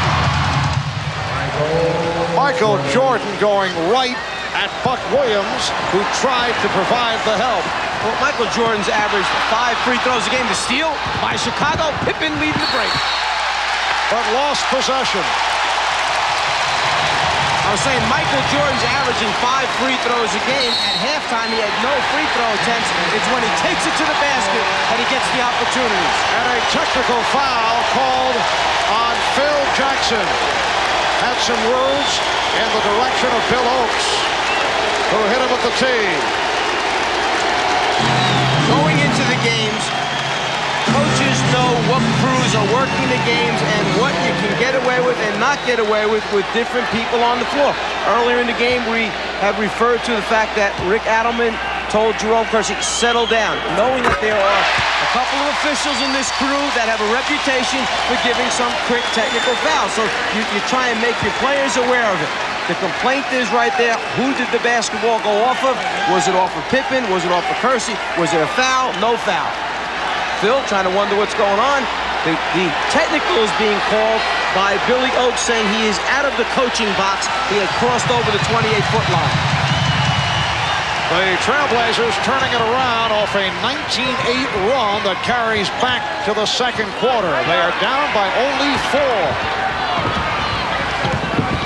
Just under 6 minutes to go in the third. And now the call against Portland. Offensive foul on Duckworth. That is his 4th.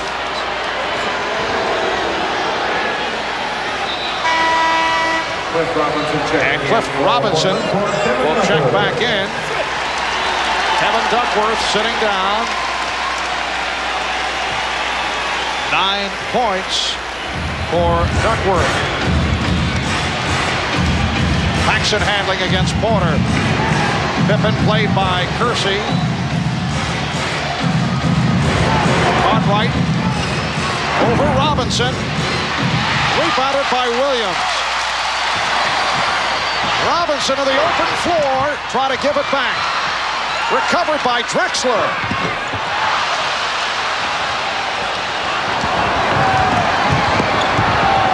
Here's Jordan.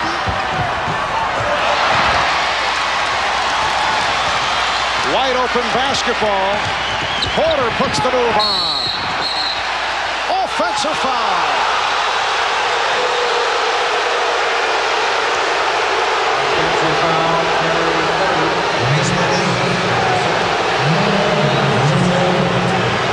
Rick Allen would have a hard time understanding how an offensive foul could be called on a clear path to the basket.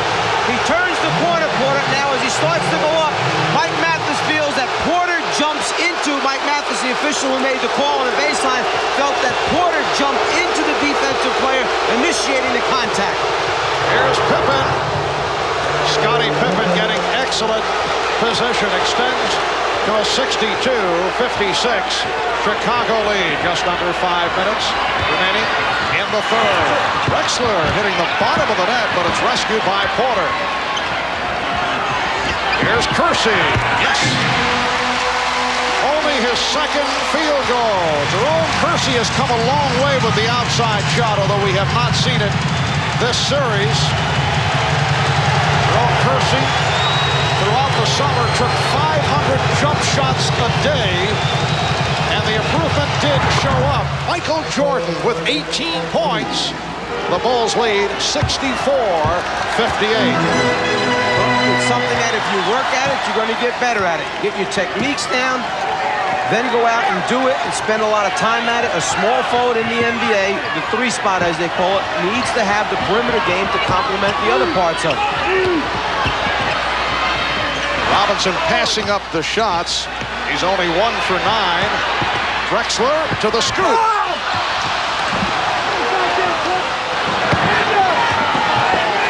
Jordan changed his mind, and Grant was fouled by Robinson. Good look once again by Michael Jordan. Jordan knows where all the players are on the floor, has that peripheral vision, keeps his eyes on the front of the rim, knows right, knows left, elevates, gets a look, and then makes a right decision. Timeout taken by the Blazers.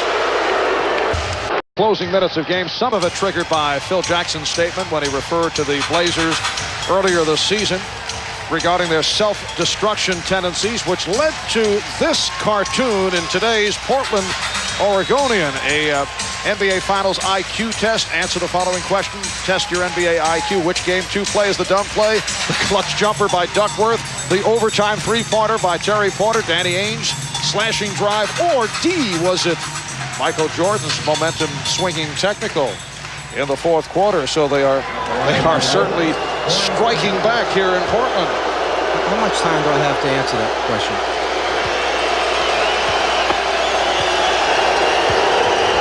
Horace Grant to the free throw line.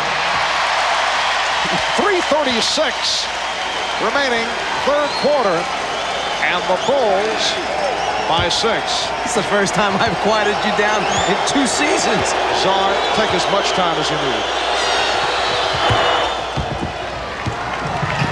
Bulls by 7. Pressure being shown here by Chicago. Drexler with the step. And the Blazers turn it over. And here's the 2 sides of that. The Blazers said, we want them to press us. We're going to attack because we can score against it. But if you turn it over like that, you're playing into Chicago's hands. The hurriedness forced another turnover. And Jordan hit on the way up by Drexler. Let's go to Ahmad. All right, Marv, here is my best Willard Scott impression. You've been talking about the Heat in here. It is 75 degrees outside, beautiful. The upper level here in this Portland Coliseum is 95 degrees, and at courtside it's 82 degrees.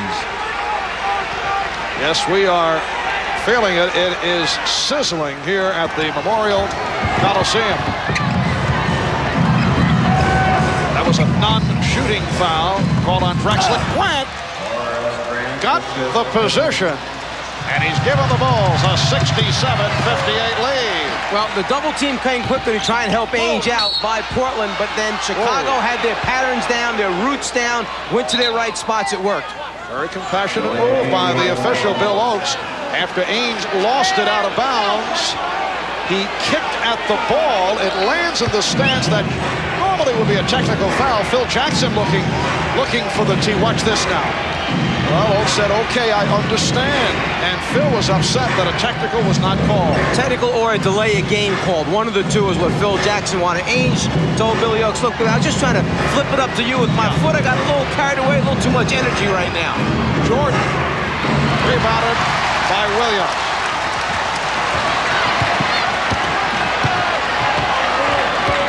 .2:20 left in the third. Portland with the ball down by 9. Drexler for 3. Drexler's hit a couple from three-point range. And I was watching Buck Williams' face that time when the shot went up, and you could almost see Buck say, we're starting to launch him from the outside now. So, let's stay in what we're trying to do here. Stay in the offense, get some movement, and let's try and get the ball down inside a little bit. That one of the Blazer problems in Game 1 in Chicago. Traveling violation. And Michael Jordan pointed over towards the Portland bench as if to say, don't let them call the game. You call the basketball game. Don't let them determine where the travel is. Shuffle of the feet by Jordan.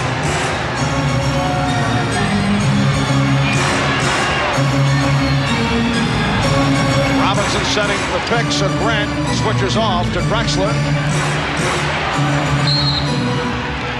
And Pippen called for a hold. That is his third foul. It is a non-shooting foul. Bobby Hansen barreling off the bench to check in, not wasting any time on that dead ball, and he replaces Scottie Pippen. Hansen guarding Ainge. Once again, Grant switching to Drexler. Pass broken up by Jordan. Michael Jordan whipping off to John Paxson. He finds the open Hansen. That was stopped by Robinson, got a piece of it. Jordan on the recovery, 10 on the shot clock. Hansen is open.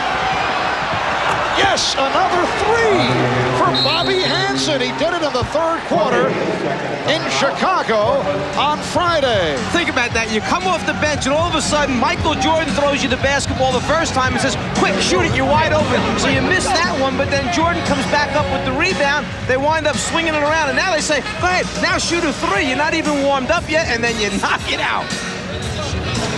An 8-0 run by the Bulls to stop the Portland drive. And Bobby Hansen, who is shooting just under 49% from three-point range, although obviously did not have the shot opportunities of Reggie Miller or Sleepy Floyd or Percy Hawkins this past year, but he has been an excellent three-point shooter over his career.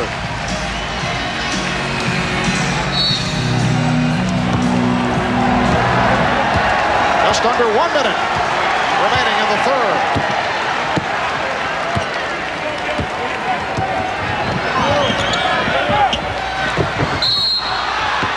Drexler will go to the foul line. Well, the timeout called to set up a play where they could get the ball down low inside. Whether it's down low to one of your big people or whether it's down low to your 6'7" guard Drexler, it doesn't matter. The fact is that you get to stop the clock and put some points on the board and get away from the perimeter shots, which allow Chicago to run out if you're not making them. And at the half, Portland was shooting only 39%. So the attention to the inside game taken after the timeout by the Trailblazers. Bill Cartwright just picked up his 4th, so he'll be replaced by Scott Williams. Another factor for going down low inside. You put fouls on big people. 6 points for Cartwright. Clyde Drexler, who hit 10 of 10 from the line in game 2, has connected on 4 of 4 here this evening. 40 seconds to go in the 3rd. Chicago with a 10-point lead. Jordan going left. Rebounded by Buck Williams. Michael has not been able to finish off thus far tonight's game. I'm not sure Michael realized how open he was that time when he got to the rim. Probably felt Clyde was going to try and block it from behind, so didn't extend quite enough on the shot. And that is a travel on Cliff Robinson. When Jordan turns the corner, he's probably saying that Drexler's right behind me trying to block it. Clyde never went for the block. Jordan kept the arm down low on the release rather than extend up high. 17th turnover for Portland. Chicago with only 9. P.J. Armstrong has checked back in. Enos Watley on the floor. And now Phil Jackson taking Jordan out of the spot of being a creator, perhaps concerned about the fatigue, the fact he's not finishing, as you just mentioned, and now that goes to Scottie Pippen to make something happen, whether they give him a screen or isolate and clear the side of the floor. Right now, the isolation. Final seconds of the 3rd. Pippen was stripped. So that's the end of the 3rd quarter. It's the Bulls 70, the Blazers 60. We'll be back after these messages and a word from your local station.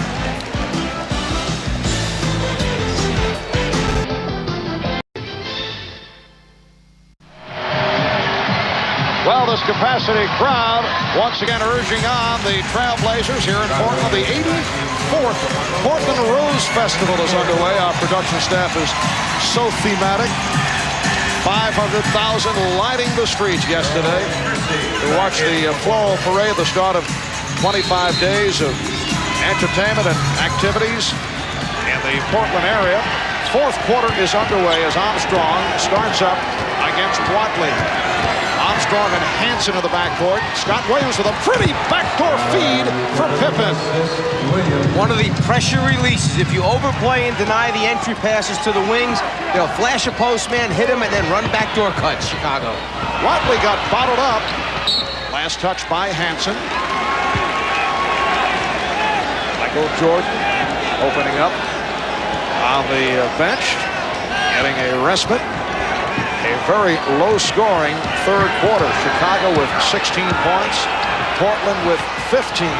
The Bulls by 12. Ainge with the fadeaway. Just did get a piece of the rim. Portland went to their passing motion game offense. The problem with that, if you wind up with 5 or 4 on the 24-second clock with an Ainge, he's not what you would call a real creator off the dribble. He winds up having to take a forced shot.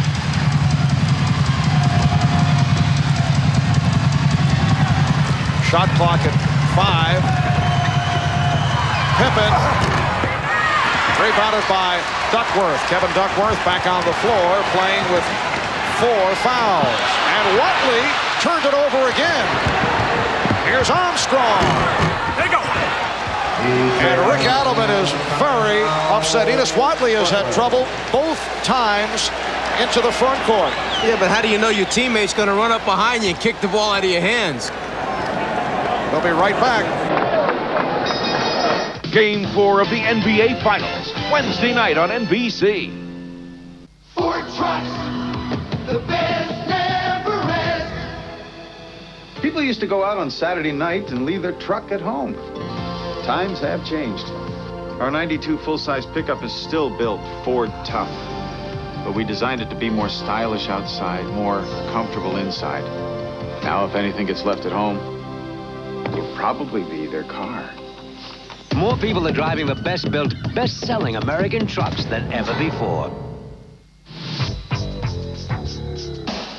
Green.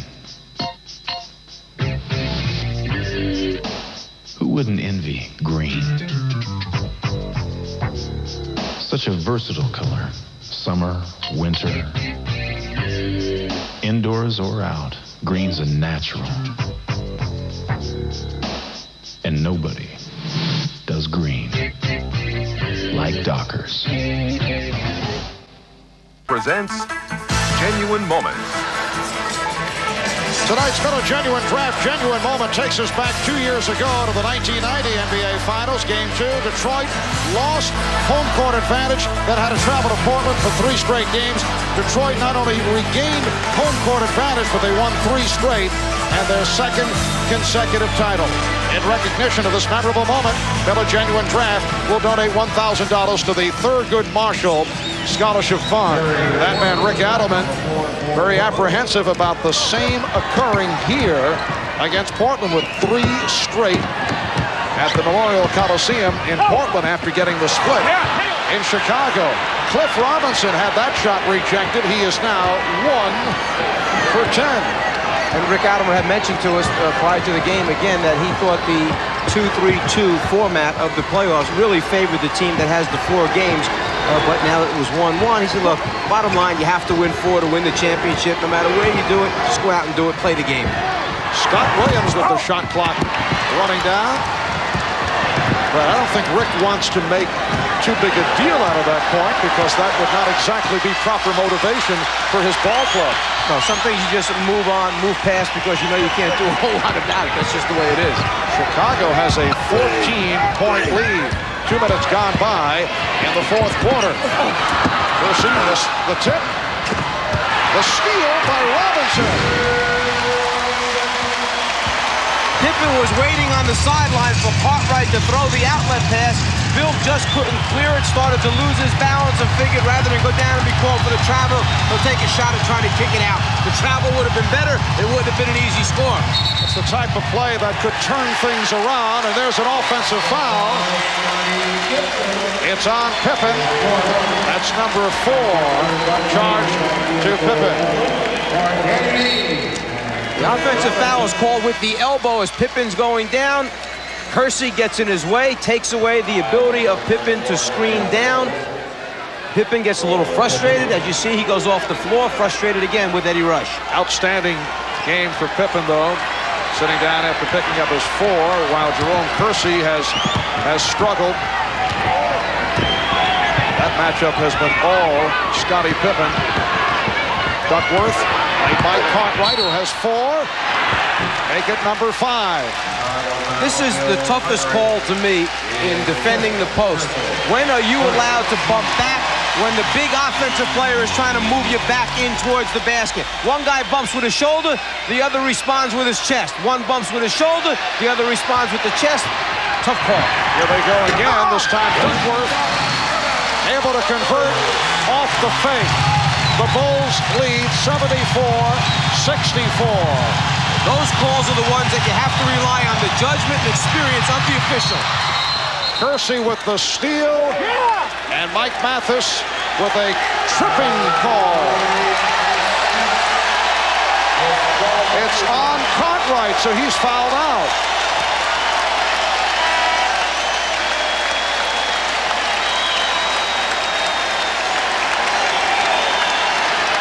On the 6th foul, the coaching staff has time to make a decision as to who they would like to put in the basketball game. Phil Jackson trying to decide which will be the best matchup for him at this time of the game and also planning the minutes. The trip taking place there as Cartwright sticks out the right foot after Kersey steals it and starts to take off on the fast break. And this is the first time all season that Cartwright has fouled out. Departs with 6 points, 7 rebounds. Stacey King, who played briefly in the first half, has come on, replacing Cartwright. Duckworth, rebounded by Jordan. They immediately went back to Duckworth against Williams on that matchup, and he had him down low, close to the basket. He just could not convert that time. King surprised by the pass, but it's deflected out by Portland.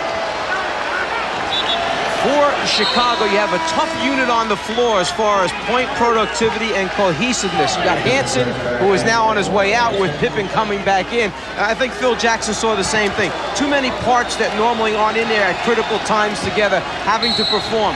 King, Hansen, B.J. Williams, too much pressure, so he goes back with his other two main guys. Stacey King going to the bucket. It will be Trailblazer possession. The move doesn't matter. It's finishing that counts. You've got to have people on the floor that finish the plays and put the ball in the basket.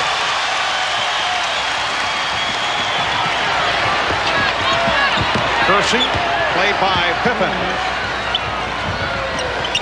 Duckworth now being guarded by King. Kersey. And rebounded by Williams. Pippen getting down. So the ball goes back to Portland. I mentioned earlier it was a very low-scoring third quarter. Well, it's a NBA final record. A total of only 31 points scored in the third, 16 by Chicago, 15 by Portland. The previous mark, 33 points in a Washington-Seattle NBA championship game back in May of '79. Foul committed by Scott Williams. That is his fourth. What we could see develop here is the fact that Portland has made the decision they're going to continue to go down low to Duckworth. To compensate for that, they're hoping that Chicago will have to double team back down low to get the ball out of Duckworth's hands. Well, when that takes place, now you'll see Porter and Drexler get back behind the three-point line and start knocking down the three-pointers if they're wide open. Horace Grant has come back, replacing Scott Williams. 7:20 to go in this fourth quarter.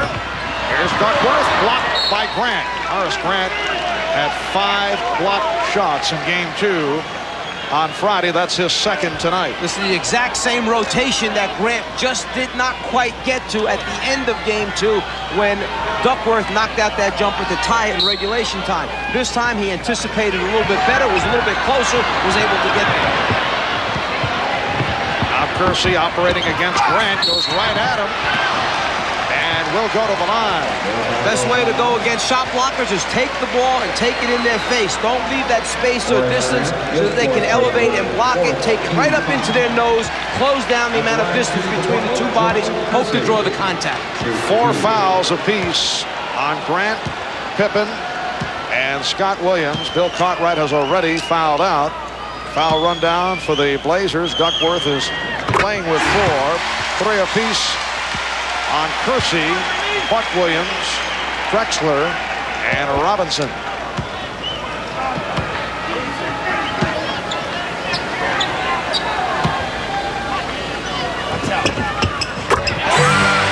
Jerome Kersey hits the 2 after struggling at the line, and he's brought Portland with an 8. Portland's defense is up now. They're up and extended, out pressuring much more than they had earlier in the game.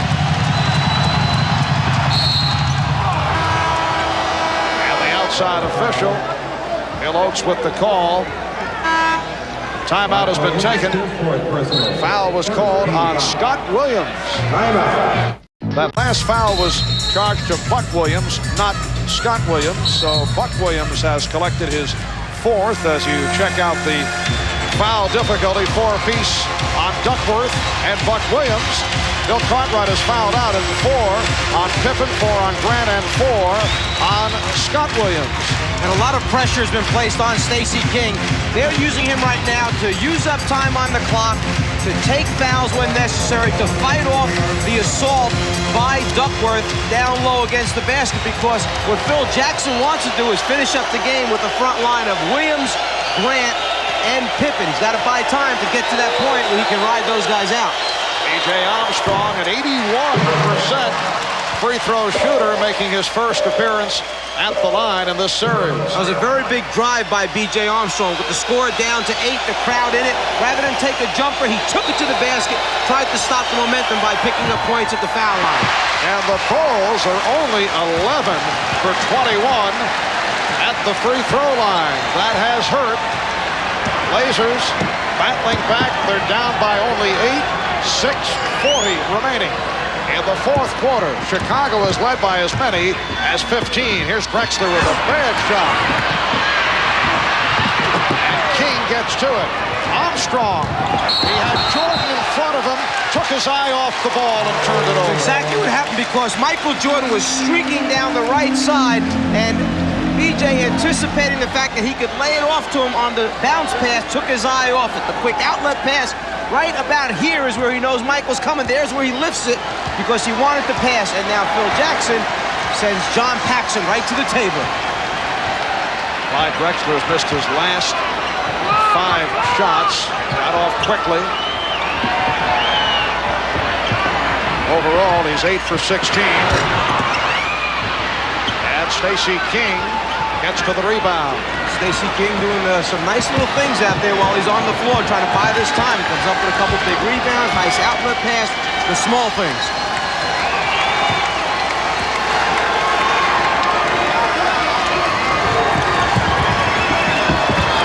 Here's Jordan. Oh. Michael's shot has been off.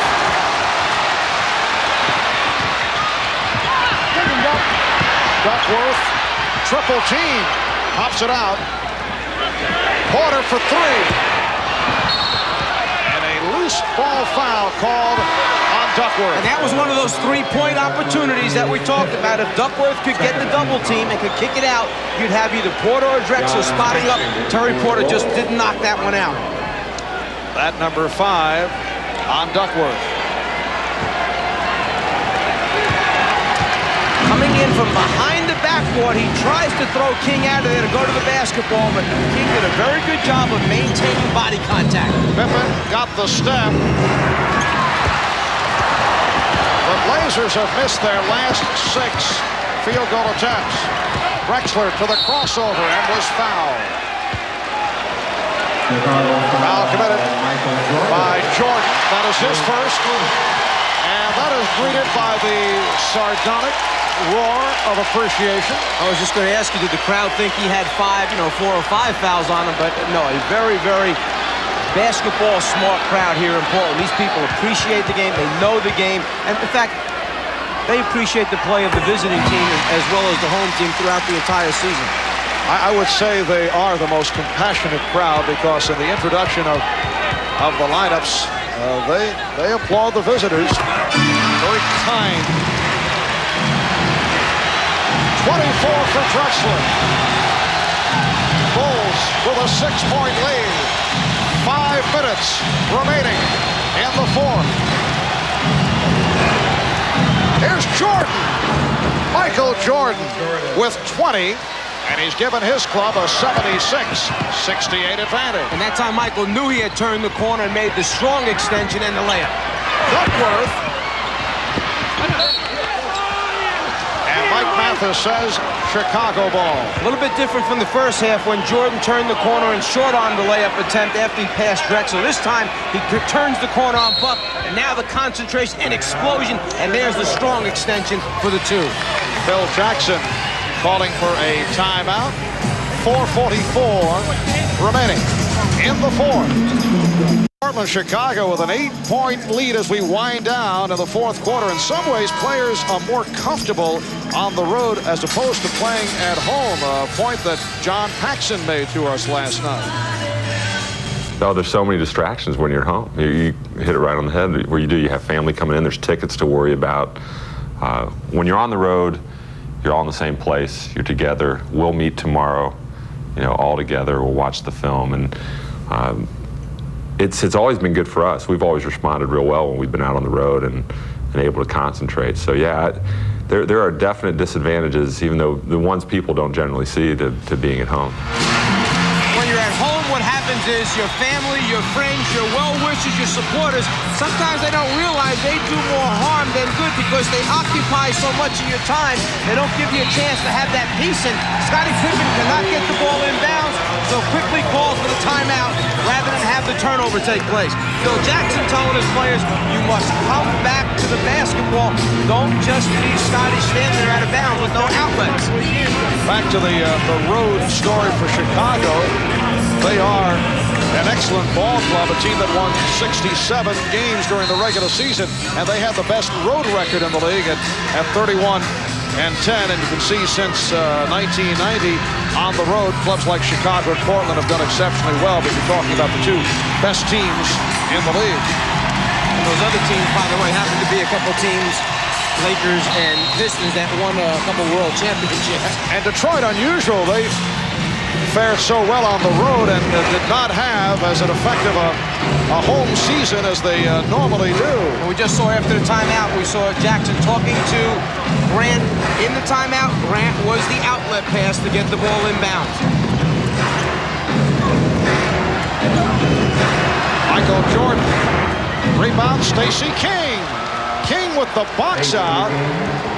He was being played by Porter, who was caught on a switch.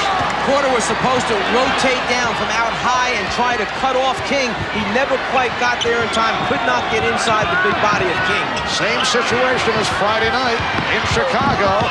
As we come up on 4 minutes, a 10-point lead for the Bulls. On Friday night, Portland able to turn it around and come from 10 down to pull it out in overtime. When you're 10 down, you don't want to take a wild and crazy shot like Kersey just wound up taking. Be patient, take your time, get a good shot. Stacey King did not like that hard hit from Jerome Kersey. And the foul was called on Kevin Duckworth, so he is fouled out.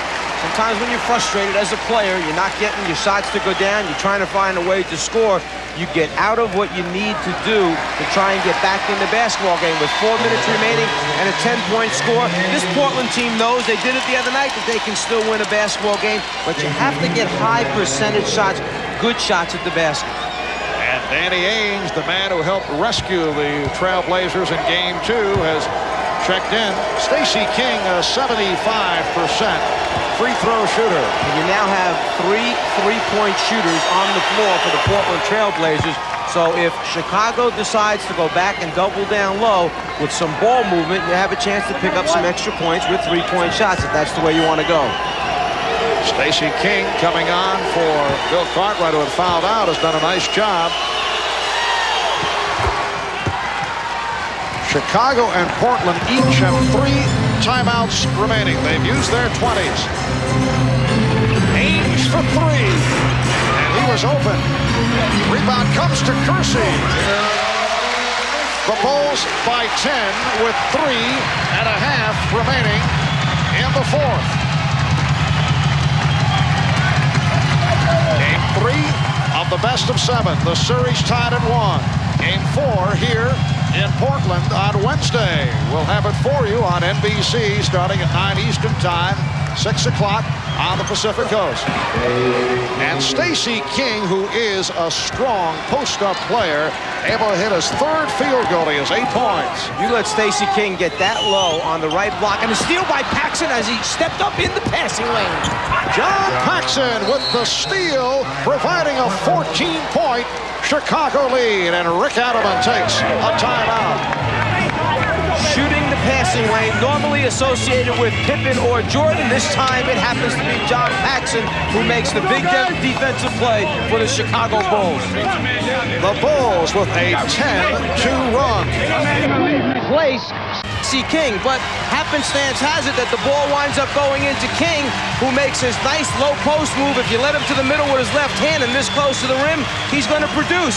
So when he winds up going over to the bench, who's the happiest guy there? The guy that was supposed to go in and take his place? Scott Williams comes over to congratulate Stacey King. At the start of the season, Stacey King was the starter at center with Bill Cartwright out with that broken left hand, and he had some strong games. Will that count? Yes, it does. It's a goaltend. No, wait a moment. One official said yes, and the other said no. It is just a foul. It is waved off. The foul committed by Jordan. And the Trailblazers wanted the call because the ball hit the backboard, but you can block it to the backboard. You're allowed to do that. If it's on the glass and you touch it, no good. But there, the ball was blocked into the glass. The Bulls 84. And the Trailblazers 71 with 2:47 remaining in this 4th quarter. So no goaltending. Drexler hitting both foul shots. 8 for 8 from the line. He has has 26 points. Chicago with a 12-point lead. The little half-court trap trying to make Chicago take a forced or hurried shot, but too much poise by Paxson that time. And Jordan was hit. Michael Jordan to the line for the first time tonight. Drexler called for his fourth. And while we have an opportunity here with Michael Jordan going to the line, we'd like to wish our NBC Sports colleague Bill Parcells the very best. Bill recovering from heart bypass surgery, and we're told coming along very well. Bill, as you know, is an avid basketball fan, although he did tell me privately that you have been getting on his nerves. He also told me, by the way, that he has stumped you quite a few times in trivia questions dealing with NBA players, statistics, past games. Goes back to early 50s. After that, there seems to be a block in his head. It all comes out as football for some reason. The steal by Paxson. And last touched by the Trailblazers. Ball knocked out of bounds. You cannot get careless against this Chicago team. One hand on the ball inbounds. If you put one hand on the basketball when you're passing it in, if you try to bring it back, it's very hard to draw it back again. 2:25 remaining in this fourth quarter. And the Bulls playing with the clock a bit. Paxson for three.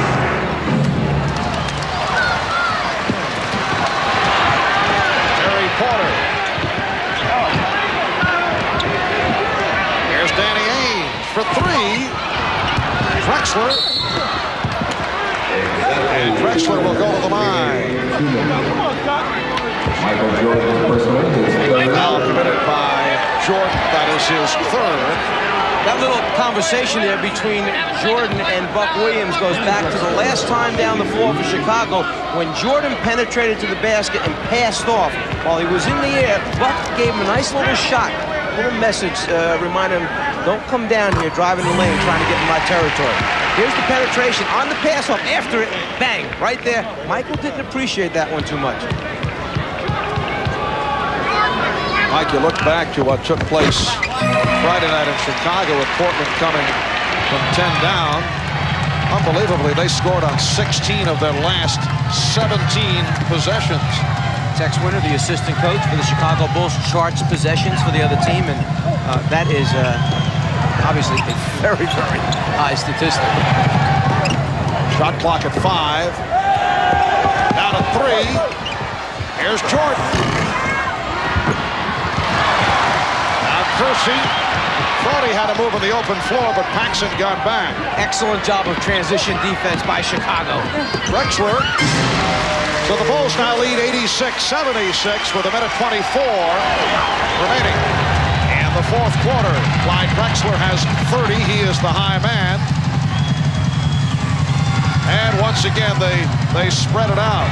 Well, Scott Williams and Michael Jordan learning the spread of the four corners from Dean Smith at North Carolina. Grant wide open. Jerome Kersey just left his man, ran across the floor, extended all the way out 22, 24 feet from the basket, a double team. Nobody rotated to protect the rim. Timeout called by the Blazers with a minute 6 to go. All right, Marvin, Mike, you guys have been talking about the Trailblazers shooting percentages the entire time, the whole second half. Rick Adelman has been telling his team about shot selection, poor shot selection, taking the wrong shots at the wrong time. Marv? All right, Marv, that's certainly the case in game number 1, which ended up in a blowout for Chicago. Here's Porter, rebounded by Kersey, and the Portland shooting tonight has been very poor. They have had long drought periods. On a couple occasions, they missed 7 in a row. They see 36% for the game. The Bulls at 47. Buck Williams called for his 5th. Now, Portland scored 26 points in the first quarter. Since then, second quarter, 19. Third quarter, an NBA final record low with the two teams combining for 31 points. Portland had 15. Fourth quarter, the Blazers have managed only 16 points. So, on a night that has seen Michael Jordan have just an ordinary performance, the Bulls have gotten help from other quarters. Scottie Pippen, 18 points, 8 rebounds, 7 assists. Horace Grant, 18 points, 8 rebounds. Stacey King off the bench, 8 points, did a nice job. Same for Scott Williams, who once again contributed. 45 seconds remaining in the fourth quarter. Drexler is fouled. Michael Jordan is fouled. Foul committed by Jordan. And who knows, as Paxson mentioned before about playing on the road versus at home, here the Trailblazer team, they were away, quite a few days from home in Chicago playing the first 2 games. Suddenly they come home, land at 3:15, 3:30 in the morning after winning game number 2. Basically only have a very short number of hours before they have to return to play game 3 here this afternoon. And a lot of catching up to do, a lot of people making phone calls. Did it break concentration? Did it have an effect emotionally on them being ready for this game? Don't you think that's a reach there? It's rationalizing after the fact. Something you might tell one of your ball clubs after a loss. We're down to a half minute remaining in this fourth quarter, and the Bulls lead by 12.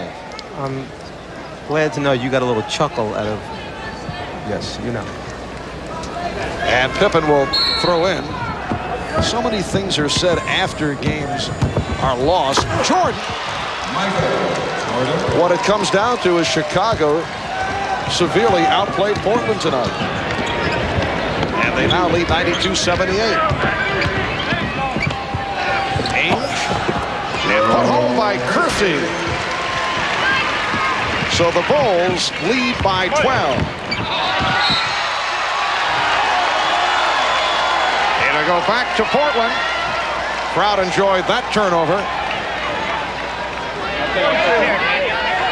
The Chicago Bulls on their way to going up 2-1 in this best of 7.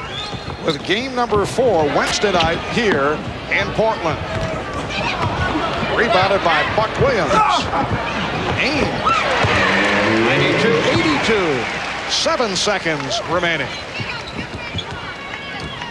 And Paxson was checked by Kersey. So John Paxson to the free throw line. Wednesday night, game number 4, 9 o'clock Eastern time on NBC, 6 o'clock on the West Coast. Chicago and Portland. So the Bulls, although as we mentioned earlier, appear to be emotionally down, very upset about letting game 2 slip away, able to bounce back in very solid fashion here tonight. 94-82. As Ainge works his way down. And that will do it. The Chicago Bulls have defeated the Portland Trailblazers by the score of 94-84. Portland shot only 26 of 78, 36% from the field. Well, shot selection is one of the things, and then not too many turnovers forced by the Trailblazer defense. Those opportunities enable them to get out in the open floor and then do their transition game thing, which is one of their strong points for this basketball team. Clyde Drexler, the high point man of the game, with 32. Michael Jordan had 26, 18 apiece for Scottie Pippen and Horace Grant. Again, the final, Chicago 94, Portland 84. Join us Wednesday night, 9 p.m. Eastern for Game 4, with the Bulls up now 2-1. Coming up next, find out why everybody's watching Seinfeld, followed by Night Court and Dear John. For Mike Fratello, Ahmad Rashad, Bob Costas, Quinn Buckner, I'm Marv Albert. This has been a presentation of the NBA on NBC.